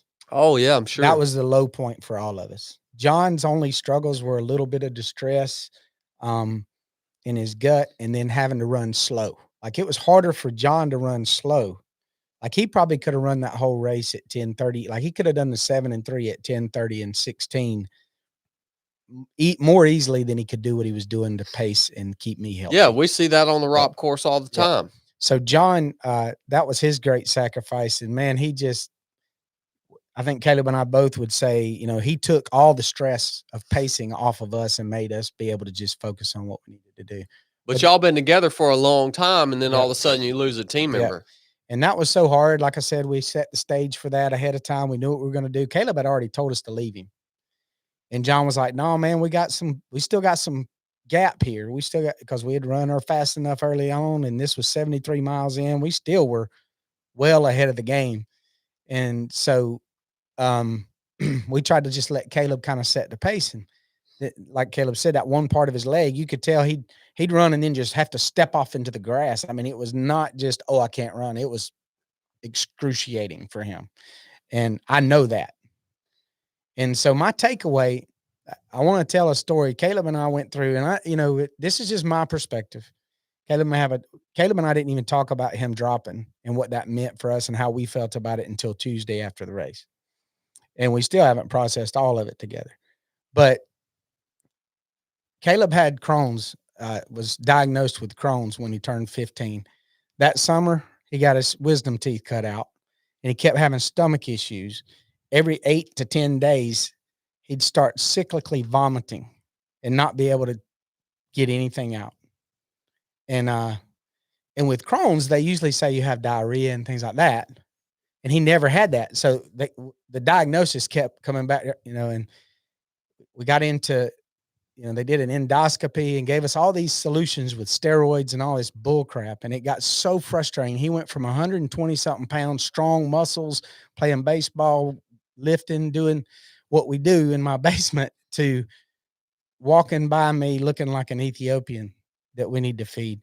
90 pounds? 88. Yeah. 88 pounds. Good night. They finally got him into the emergency room, found out, did a colonoscopy and found that the end of his intestines, that it was hardened and there was a hole that big for his waste to go out. And that's why every 8 or 10 days, all that waste would get backed up and it had to come out the other way. Good gosh, and his stomach man. would be cramping. And so 2 things about that. Blake asked me during the run, or said something during the run, and said, that's a tough kid. What'd you say? That's a tough kid. He said, that Caleb's a tough kid, ain't he? I said, dude, he's been through harder. Like, this wasn't hard. Yeah. What was hard was sitting in a hospital for 9 days, watching them tell him, hey, this is going to get better, but not really sure. And not knowing what's going on and what's causing this. And as a father, feeling helpless, praying, doing everything you know to do for a kid who's been like, my other kids look up to him. Like, if I wasn't around, it was his voice they listened to. That's the kind of dude this is. And to watch him suffer like that and go through that, I was angry. I was frustrated. Now, God, let me make something clear. God don't cause people to get sick. The devil came to kill, steal, and destroy. Jesus came that we may have life and have that more abundantly. But in this world, you'll have trouble. And we had trouble. Trouble came. We spent 9 days in the hospital the first time. And then the second time, they gave me some Humira, try to calm it down so that they could take out less of the intestines. We went back to the hospital for 8 days. Every single day, my wife drove from Rockmart to Choa to bring us stuff, to be there with him. The kids were without him. And all of that suffering, we didn't choose. He didn't have a choice. And I could tell story after story of his attitude and the victory. And he didn't act like other kids did. They come in and bring counselors because they're worried about mental health and all that bull crap. He had mental health. He just wanted them to figure something out, right? And so to watch him endure that, 100-mile race I wasn't worried about him finishing a 100-mile race. But at the point at which he decided to drop, my whole thing was, dude, it ain't worth it if you're going to hurt yourself where you can't work and feed your family and that kind of stuff. That's irresponsible and stupid, to be honest with you. You know, like people who act like, well, you're so tough because you didn't quit. When if you'd have quit, you wouldn't have had to quit working. I'm sorry, you're an idiot if you do stuff like that and you're irresponsible with your family because of that.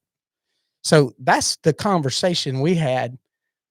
I had to be very careful. I didn't say much because I didn't want to negatively feed the quit if it wasn't something he needed to do. Yeah. But if it was something, I wanted him to have the freedom to choose and work through. And when I talked to him on Tuesday and he talked about the process he went through to catch back up, so we go running, the highest point of the race for me was we started walking. And as soon as we started walking on one of those about 7 miles after we dropped him, he comes running up and John goes, there he is. And he said, not today, or something like that. And I think I punched him on the shoulder and I said, you're a beast, man. And that's all we said. Isn't that about right? Mm-hmm. Yeah. And that was just, which is wild that you came back from that just by, it is, by it's just incredible. Troubleshooting your pace. And it's really wild. He that sent doesn't me usually happen. He sent me a text on the way down, talk about bulletproofing the mind and taking quitting off the table. I just told him I was proud of him and, all this kind of stuff as a man and as a father, not just that he's doing this with me, but as a man, as a father, I'm proud of him. And he sent me a text back basically saying, I'm a Wilder. It's what we do. And I'm just going to get a chance to prove it. How prophetic was that? So the first situation, he didn't have a choice. He runs 100 miles. How many times did you puke? 0. I had 0 stomach distress, and I'm the only one with the disease. He's the one with supposedly this Crohn's disease, and he runs 100 miles with no stomach distress. But he has this other challenge. And here's the thing. We went through this challenge as a family. All my family was there, including my 307 family. And we got to choose it. We got to choose to do something hard. So that's my number one takeaway, was how much all my family loves me and my friends love me. And that we can get through anything together. And we got to choose that. And the second thing was, if we gave the same energy that we give to physical demanding things like 100-miler, if we gave that same energy and that same simplicity of doing what you need to do. See, we did what we needed to do to train. We did what we needed to do to get our nutrition dialed in for the most part.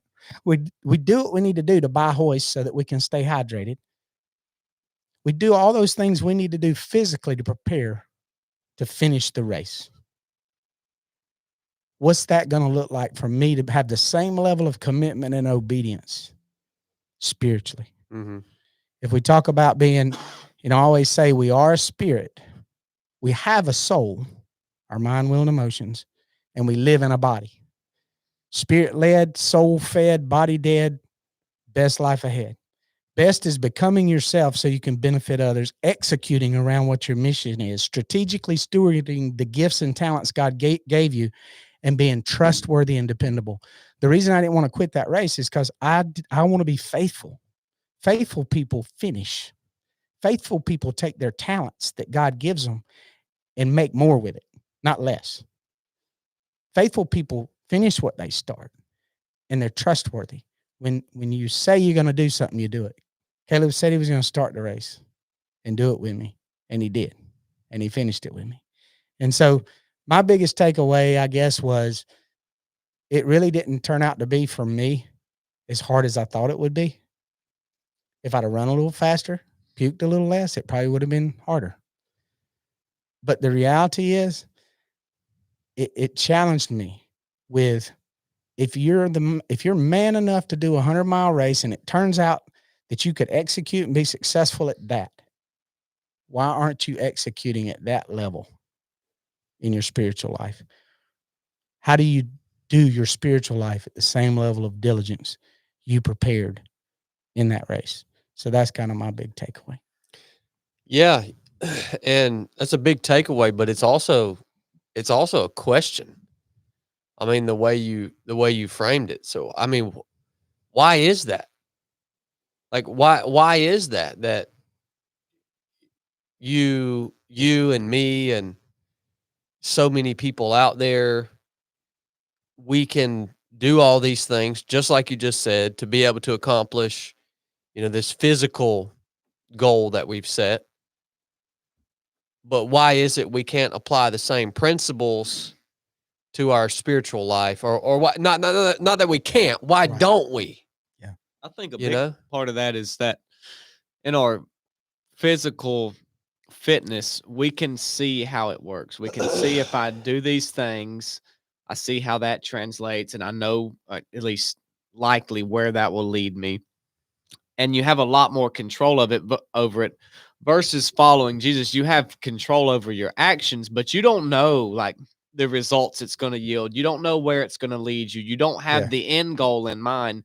And so I think that you're not the boss. exactly. And I think that is why a lot of people don't and won't do or put the effort into a spiritual walk as they do a physical fitness challenge. Well, I think the key that God, I feel like even this morning, I told Caleb on the way over here, the scripture that, John the Baptist says when he's called to prepare the way of the king, right?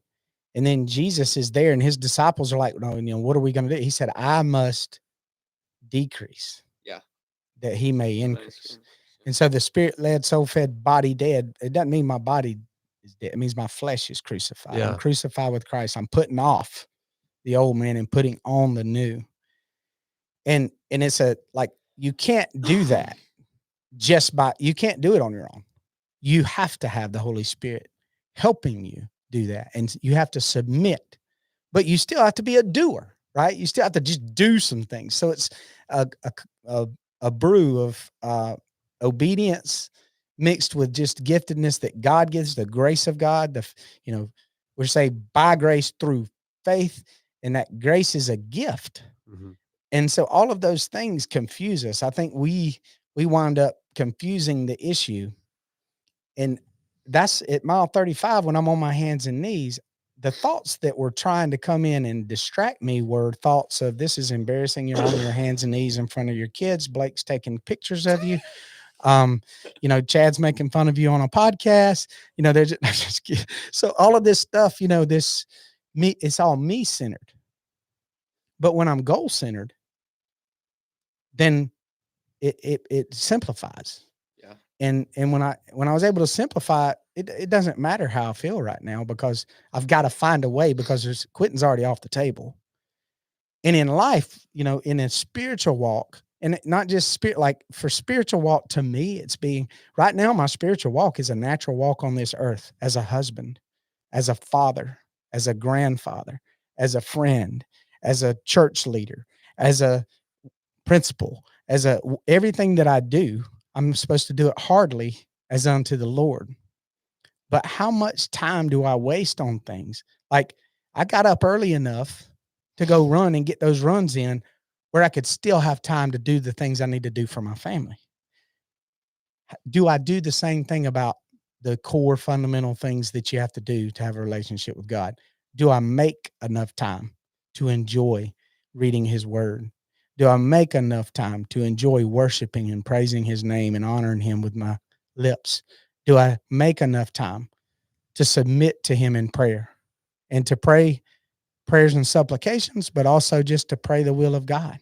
And so really that's kind of where I am now is all right, what's this going to look like for you?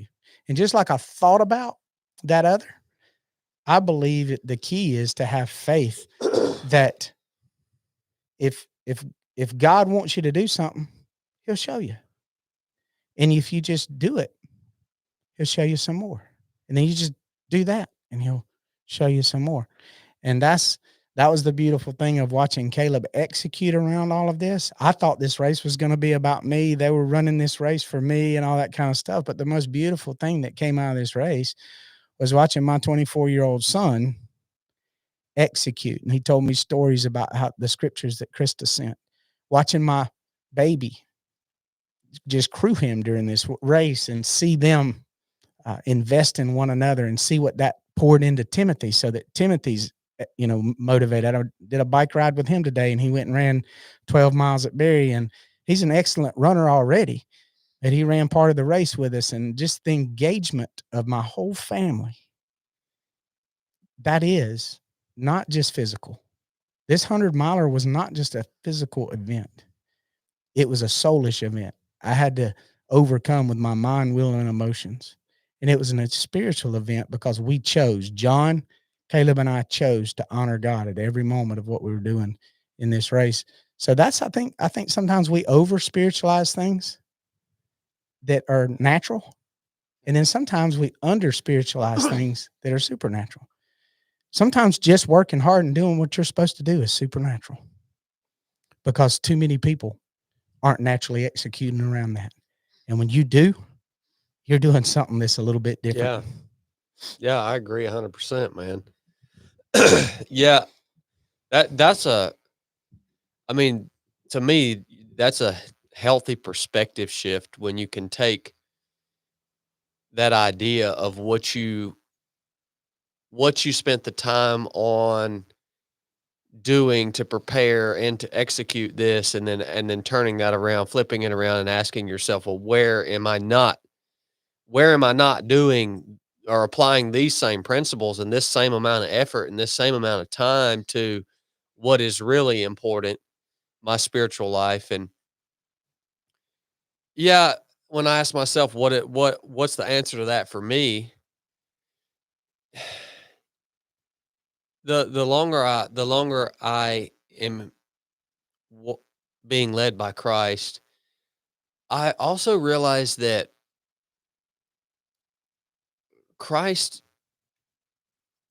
Jesus is very subtle, and for the most part, you know, there are moments that are, you know, you experience real highs, if you want to call it, but it's a long walk. Yeah. It's a lifelong walk, and the majority of it is very, very subtle. And I think that even goes back to what you just said about how a lot of things that are supernatural, we don't recognize them as that.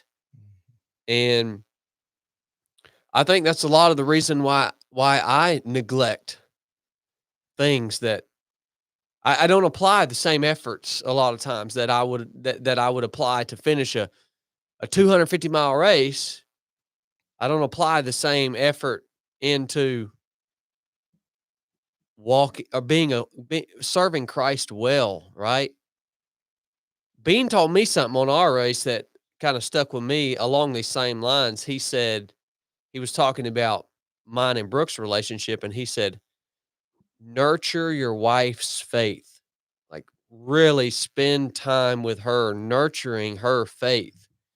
And I was thinking, man, I don't do that. And that's one of those things where I'm not applying the same effort that I would apply to accomplish this physical endeavor. I'm not applying the same effort to something that I should be doing as the spiritual leader of my home. Why the crap ain't I doing that, man? And that's going to get hard. And when it gets hard, do you have the same taking foot off the Attitude about table? it. Do I have the same that you attitude do? about it? Right. Yeah. Yeah. Yeah. He's like, nurture your wife's faith, like spend the time doing that. And he's like, if the Lord takes her before you, you'll be really, really glad that you spent the time doing that. So that's something I've been trying to be. I have been being more diligent about just after that word from him out there. But there's many, many different examples that you could apply that to, and I think it's a good question for everyone to ask themselves right now. And I think too, we look at like why don't I go this hard and say the spiritual side of things. But we're likening the effort we put into a race that even if you train for a year for, like, that's a pretty long time to train for a race, but that's 1 year versus 70, 60, 50, however long you live and serve it's a much Christ. longer race. So I mean, I guess you have to rely on Christ more, but like you can't go you almost can't push as hard as you push on that 1 year stretch in a physical challenge and put that same in. I mean, maybe someone would disagree, but it's like you have to back off the pace a little bit because you're going to be doing this the rest of your life. You got to build these habits in slowly. Take one little bite, like Chad said, is very subtle. And that's because it's slow, sustained growth. It's something that you can take in, you take on board, and it's there permanently. And then you work on the next one. And so you feel like I'm not really getting as far as I want to get, but it's like, man, you got the rest of your life to work at this. And the Bible says we grow line upon line, precept upon precept, here a little, there a little, right? And so that's a hard thing. And the one other thing that God dealt with me even this morning in my own personal time is just my own selfishness. Like even in things that we like to excuse as this, that's not selfish. That's you wanting to be, when you have integrity around, like the integrity to say at 35 miles, there's quittings off the table. It doesn't matter what it looks like. The same integrity to say, no, this particular thing in my life is not acceptable, or no, how I'm thinking about this is just selfishness. It's not, I'm not doing this because all the excuses we give ourselves to not live holy. And I'm not talking about rules and regulations. I'm not talking about what you drink and what you eat and I'm talking about how you spend your time, how you talk to people, how you judge other things and other people.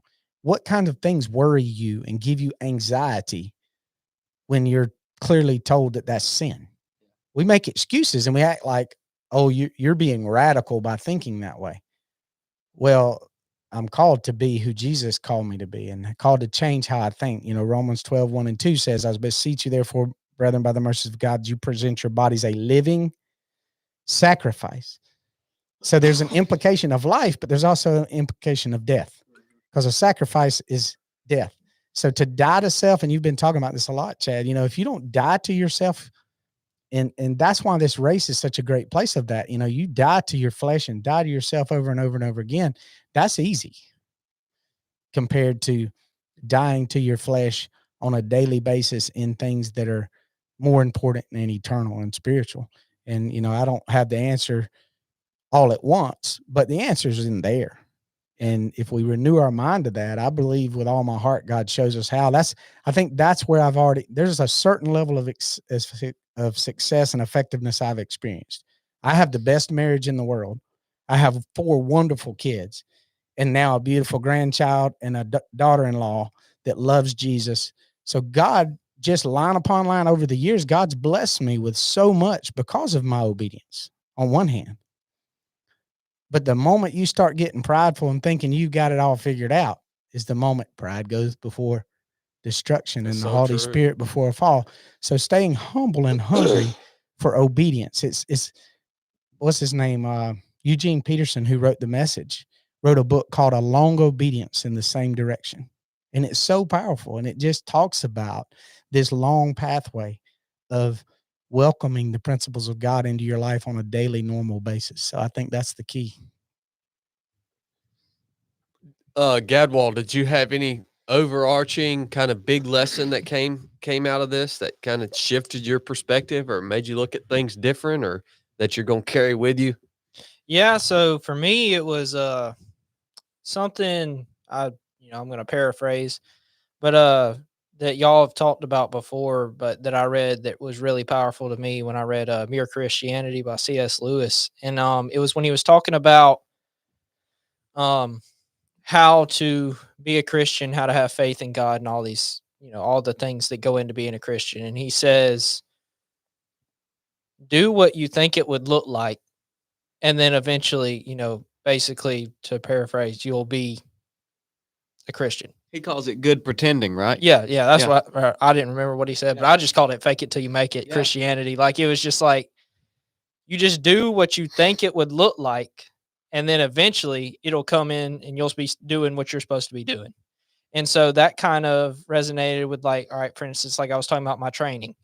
Like, I do know some about running, but I don't know enough about ultra running to write myself or to write a training plan, other than just knowing for this one that since I only started in January, I needed to put a lot of miles on my feet to build them up. And also, if you look at, ultra running in general, the best runners, most of them are 35 to 40, because they've had all those years to put miles on their legs. And that's the main thing that ultra running is about how long can you stay on the course and in pain. And so for me, it was, all right, I did that in this race. Like, I just, did what I knew to do, the small little bit that I knew how to train. I trained that way, and I was successful in what I was trying to do, and I executed the right way. And like, even when I was in pain and everything, it took me a couple of minutes, but I figured out what I needed to do and I executed it and got it done. And the same thing with when my daughter was born. I didn't, obviously, you never know what you're supposed to do with your first child. And you just kind of do what you know to do and just take it a day at a time. And so it's never been that hard, because as long as you just break it up, like Blake was making fun of me because we got to mile 73 and I said, "Hey Blake, when's the next aid station?" And he was like, 84. I said, "When's the next one?" He said, "You don't worry about that one." He was about to tell me what the next one was, and he said, "Don't you worry about that one." And I was like, "Oh, I can add that up. I know how long it is." And so it was too late anyways. But it was just knowing that I have enough in me to do the run, to be a father, and both of those things I have not studied near as much as I've studied the Bible. And so knowing that I can figure that out and execute what I want to, and what what I felt like I was called to do in that race, just gave me an enormous amount of strength and power, because I was like, okay, I can just come up with this crap without, with it not being eternal, and God's going to guide me in the direction because it matters to me. What about when it does matter to the kingdom? What about when it is pushing me to execute on Christ's mission? Like, how much more help are you going to get on something like that? And the biggest thing I think at the beginning that I was just saying, and this applies to what I just said as well about spirituality, was my mindset before and my confessions that I was saying on the way down. Usually when I do something hard, I have, I guess, like little phrases that I try to remember in my head. Like, you talk about like a mantra or whatever when you did the treadmill race, for those who can't. Mhm. And I was just thinking, okay, physically, I did, 3 of 7. So I, talked about body, soul, and spirit. And so I said, God made my legs to run 100 miles. And I believed that. And it was 100% in my mind that I could run 100 miles. Like, that was not even a question. God made my heart to endure 100 miles. So cardiovascularly, I'm going to be fine, which obviously you're going to be fine because you're not running that fast. If you finish it in almost, barely under 24 hours, just about anybody can handle that as long as you can stay out there long enough. Well, And you'd be surprised, Caleb. It took me 33 hours to run that Well, it was a lot weekend. flatter. It was a lot flatter where I was. There was no hill. Bridges were the only hills we dealt with. I Yeah, just what had- y'all ran was a lot harder for I sure. just had to stop you there because finishing in less than 24 hours is a pretty dang good pace to set for yourself. Yeah, but and then God gave me a will to never quit was the last thing. And so I just broke it down and I was like, okay, how can I fail at this? And so for me, the overarching lesson was I can do it for that. I can do it for everything else. And like Dad said, you got to figure out how it's going to work out for you and process that. And so obviously I'm still processing that. I'll be doing that. I'll be processing that till the day I die. And I'll just keep adding it when I continue to do these races because there was just too many lessons learned. It was too much of a microcosm of life Yeah, man. to not do it again. Like, it was way too awesome what I experienced and what I'm still experiencing. That's what I was talking to Blake about when I texted him. I said, like, man, the staying present and deliberate part is still going on because the back of my calf is like when I woke up Monday, the whole thing was black. And I was like, uh-oh. And then because I was like, I'm planning on going back to work Tuesday, which I didn't. I went back Wednesday. But and I still have a little bit of a limp, but it ain't no big deal. But No, he's got a limp. well, it's a little limp. But anyways, it just I can't even remember where I was going. Sorry. No, you're good. No, I mean, I used basically how you're having to stay patient. Oh, and, yeah, and so- deliberate through recovery. Yes, It continues on. exactly. And so, like I said to Blake, it was just about like icing. I know just doing the things once again. Just fake it till you make it. Do the things you know to do, and you'll eventually reap the benefits of doing what you know to do. Yeah, the race isn't over. Caleb even said that to me, and I mean, it was funny. Your video came up on my phone about after 100. I haven't been able to watch it yet, but like, it's just stupid to not continue that same thought process through recovery, so that you're able to go. Like, I feel like that's what's happened to me sometimes in other races. There was this big low because I was thinking about I just accomplished this. This time, it's like I have so much to still learn from it. I'm still present in it, and I'm recovering physically. Mostly just getting used to eating normal again, easing into some lifting and some things I can do, not putting a lot of strain on my legs yet. But Caleb even mentioned that today. I think about that deliberate, what he's saying right now. And I think that's important that, recovery is just as important so that you're ready for the next thing. And if you don't do that, you don't give your body time to heal and do that, it's stupid to be arrogant and abuse your body and not reward it for what it just finished, Mm-hmm. Yeah, it was on Monday when I woke up, like I said, it was my calf was black. And so I couldn't bend my knee. Well, I couldn't straighten it out or bend it. So it had to stay like right in between, basically, just a slight bend. And so everywhere I walked backwards. And because I had walked enough forwards, evidently, my body said. And so I was like, okay, well, I really don't feel like getting off this couch. But I know if I start icing, I will feel so much better because also my ankles looked like I weighed 450 pounds from all that flexing of that tendon we were talking about earlier on both my legs, but especially the one that I was overcompensating on because my right calf messed up. So my left ankle was the one that was huge. Yep. And so I was like, I got to get in there and ice. I got to be intentional about what I do. Yeah. If I don't, then I'm just failing myself. Like, why the heck, like Dad said, why would you quit after you already, after you've completed this? Like, you're not back to normal yet. The race ain't over. Your work isn't over. And the awesome thing that I loved about this process is it's not going to be over when I fully recover. Because then it's just the next race. And even when I can't run anymore, when I die, it's I'll be doing better stuff then. But I mean, it's a constant thing where you just look. I've always looked one past everything. It's like I told Dad when I was training for this race. I have a tendency to overtrain speed wise. Like when I was running in high school, the reason I got stress fractures because I ran 6-minute pace every single run or faster, and I didn't need to be doing that. And so I just had to look for next year. Like I had to say, okay, while I was training for this Daytona race, I was like, okay, well, I want to run the Jewel next year. So I guess I need to do this and be easy here. And so take it easy and just put miles on my legs to train for the Jewel. And so that's how I have to look at things, because otherwise I have a tendency to over push myself. Yeah. Yeah. Just like you were talking about trying to pass people. Like I get very impatient at times. Yeah. And so, but I definitely got a lot more patient during this race. So that was fun too. Yeah. That's a unique part of how you're wired, man. Is you know that about yourself, and you know it's okay for you to be thinking, okay, I want to run the Jewel in 2024, so I need to plan back from that and make sure what I'm doing right now is going to set me up for something that's over a year down the road. So that's a unique part of how you're wired. See, it would be detrimental for me to think that way, but I don't have the same problem as you in terms of if all I'm focusing on is the very next thing that's coming.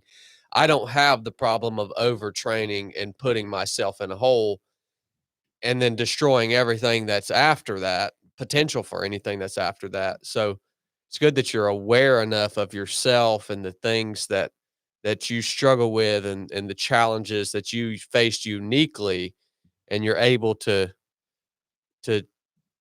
project your thought out far enough to reel yourself back in to the point you need to be at and stay healthy for whatever's coming and beyond. Yeah, I love that, man. I really do. One other thing that happened at the race, the other thing, I mean, my stomach was an issue, but probably the worst thing was my eye. Oh yeah. I got this scar tissue that I've always had it, and I have a prescription that has a steroid drop that helps with it. But I put on my sunglasses, and it was so humid and hot, they were fogging up and they were driving me nuts. So I just turned my hat back around and wore it down lower and took my sunglasses off after I dropped them on the concrete. And we got to there was still a lot of daylight left, and I never go through in daylight without sunglasses. Well, I did in that race. So that was something I failed at. And by the time we were running at night, there's no more of that, but I couldn't open my left eye for more than a few seconds at a time. So I'm blinking, running, looking out of one. So the last in Daytona, we're running down these streets where there's a drive every, 2 or 3 drives every block. So I'm having to run behind John so I can watch his steps, because I can't really see the change in depth. One time I stepped up on a curb because I didn't know it was a curb there. And just little things like that really drove, like, at the end of the race when we were taking pictures, I'm like Popeye, and so that he's looking rough. So so everybody thought I was feeling worse than I was because I was Popeye. And like when I was going to go to work, because I work at a job where, if I'd have had to, I could have sat at the desk and caught up. And so, but I couldn't drive. So it felt like somebody was stabbing me with a knife in my eye on Sunday morning when we were getting ready to leave. And so that was the most miserable part for me. Amy got me that steroid. So by the next day around noon, I was okay. But that was actually the most painful part of everything. Dang, man. That's rough when you pile on eye pain to the leg pain and the foot pain and everything else you're having to deal with. Yeah. Yeah, that sounds miserable. I can't even freaking stand it when my eyes are watering. I You can't ain't stand never it. ran so far your eye hurt. No, I haven't reached that point yet. That's legit, man. Well, guys, I really appreciate y'all coming in and taking the time to share the story of both of your first 100-mile race, your finish in under 24 hours. That's a huge accomplishment. And people need to hear stuff like this, and they need to understand, hopefully, why we advocate so much for endeavoring to do things like this. And it's because of these lessons that Paul and Caleb just shared with you guys. And those are things that they can take with them the rest of their lives. And now those are things that they're going to build upon, you know, for as long as they continue trying things that push them outside of what they're comfortable doing. People need to understand that's the reason. And so you want to run the Jewel next year, Yes, sir. 100 miles. Yes, sir. That's awesome, man. That's a great race. What about you, Paul? Have you thought ahead to, you got anything in your mind that?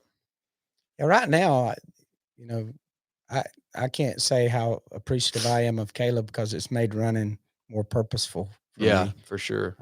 You know, I love him. I respect him. Like, he's not my son, just my son. He's another fellow believer and a man. Yeah. And so I enjoy that. And so I won't feel as guilty going on long runs when I'm with him. His mom will forgive that a lot more. And so that's a good thing. So I'll definitely be there for him on the Jewel. I'll run, you know, at least the last 30 with him, if not, you know, whatever I'm able to. So I'll stay in shape for that. I want to do the Jewel eventually. Mm-hmm. I may do like the Duncan Ridge and try to do a better next year. I'm really going to focus on Timothy's senior year of cross country and helping that team do what they can do. I'll do something in the fall to just stay where I need to be, but I'm probably looking at doing the Jewel eventually, or maybe another race comes up that's a good 100 in the mountains. I really like the mountains better. I did the 100 down there because I felt like setting a 24-hour goal. That was something that would be reasonable within the wheelhouse of what I could control with the Silver Comet, the training. I could replicate the training for that. I can also do that on the Jewel because it's in our own backyard. I can, you know, so I'll probably do the Jewel eventually. Next year, I won't do the Jewel for the 100 because I'm going to focus on being with Caleb and watching him meet his goals there. But I don't know that they'll ever, I also think that I'll eventually do a last man standing race just to push myself and like it be something where I absolutely control how far I go by my own choice and decisions and will. So that's probably something down the road, but I don't have anything thought wise on the calendar. I was hoping you were going to say you were going to do the Cocodona 250. No desire to do that at all. You know, I think Blake, I think me running that race and us doing that film, I think that was bad PR for the race. Yeah, they probably will have any sign-ups. Not a single one of my friends wants to do that race. I said I'd do it, but it would just have to be when I have the freedom to take a lot of time off of work. Yeah, for sure. I probably should be, but I'm not as intimidated by the work that has to be put in as much as the recovery that it's going to take. Yeah. You got to take. Caleb said that to me when he. You got to take a week off after that one. For sure. I want to share this one scripture that I mentioned earlier, though. This is really where I'm at right now. Make a careful exploration of who you are and the work you've been given. Then sink yourself into that. Don't be impressed with yourself. Don't compare yourself with others.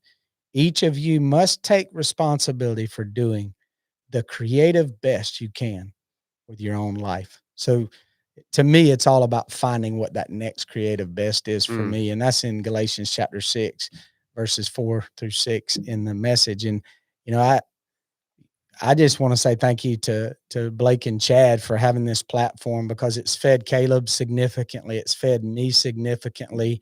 And, you know, a lot of, at the inception of all of this, it's easy for the bones to get dry, right? It's easy for things in our life to get weary so that they die or that weeds grow up around them and all of those kinds of things. So to maintain life and to maintain effectiveness, you have to always try to challenge yourself to grow. And I told Blake when he came down there, I said, well, it's your fault I'm in this stuff anyway. It's a good thing you came down here. So I appreciate you guys. I really do. Thank you for your time. And thank you for giving us an opportunity to process this together. It meant a lot to us, even just coming over here, thinking about being able to be a part of what you guys do. And so thank you. Yeah.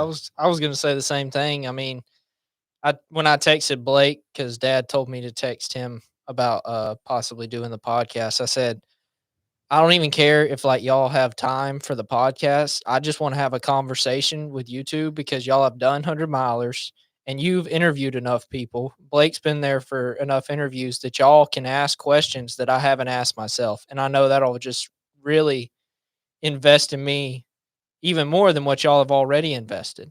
And so it just grew me even more having this conversation. So I wanted to thank both of y'all for taking time out of your Saturdays to have a conversation with us. Yeah, man. Well, we're honored. It's always I've been looking forward to hearing the story, and you know that is one of the greatest things about a podcast is you sit down and you have conversations and you really talk through things in a very deliberate way, and you set aside the time, and you don't put a you don't put a we don't even put a time limit on it. We just go as long as we want to go, and that people don't do that in normal life. I mean, how many times you sit down with your buddies and have a 2+ hour long conversation about something that's important?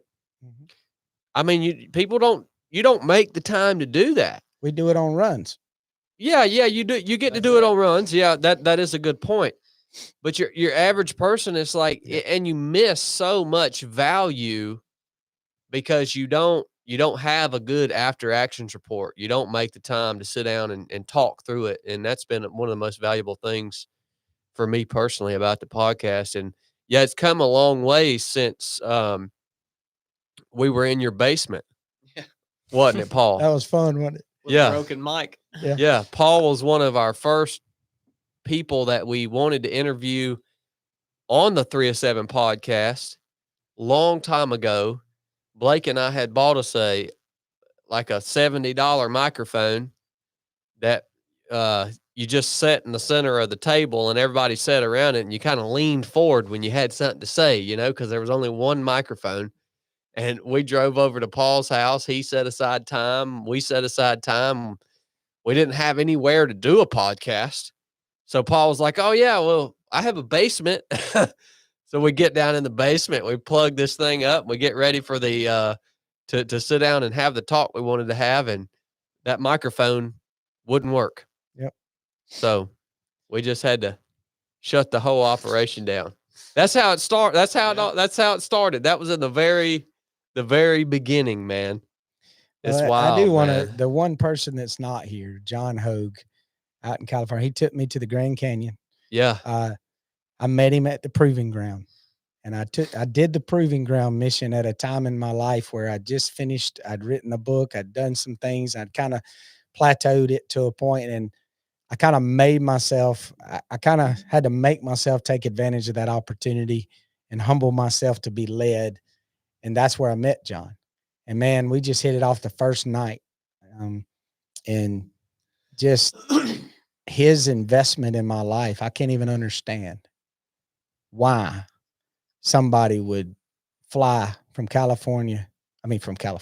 From Arizona down to Daytona and run a 100-mile race and pace us and lead us. Caleb said at the last little part, we kind of stopped and walked a little bit, gave each other fist bumps to get ready to go to the finish.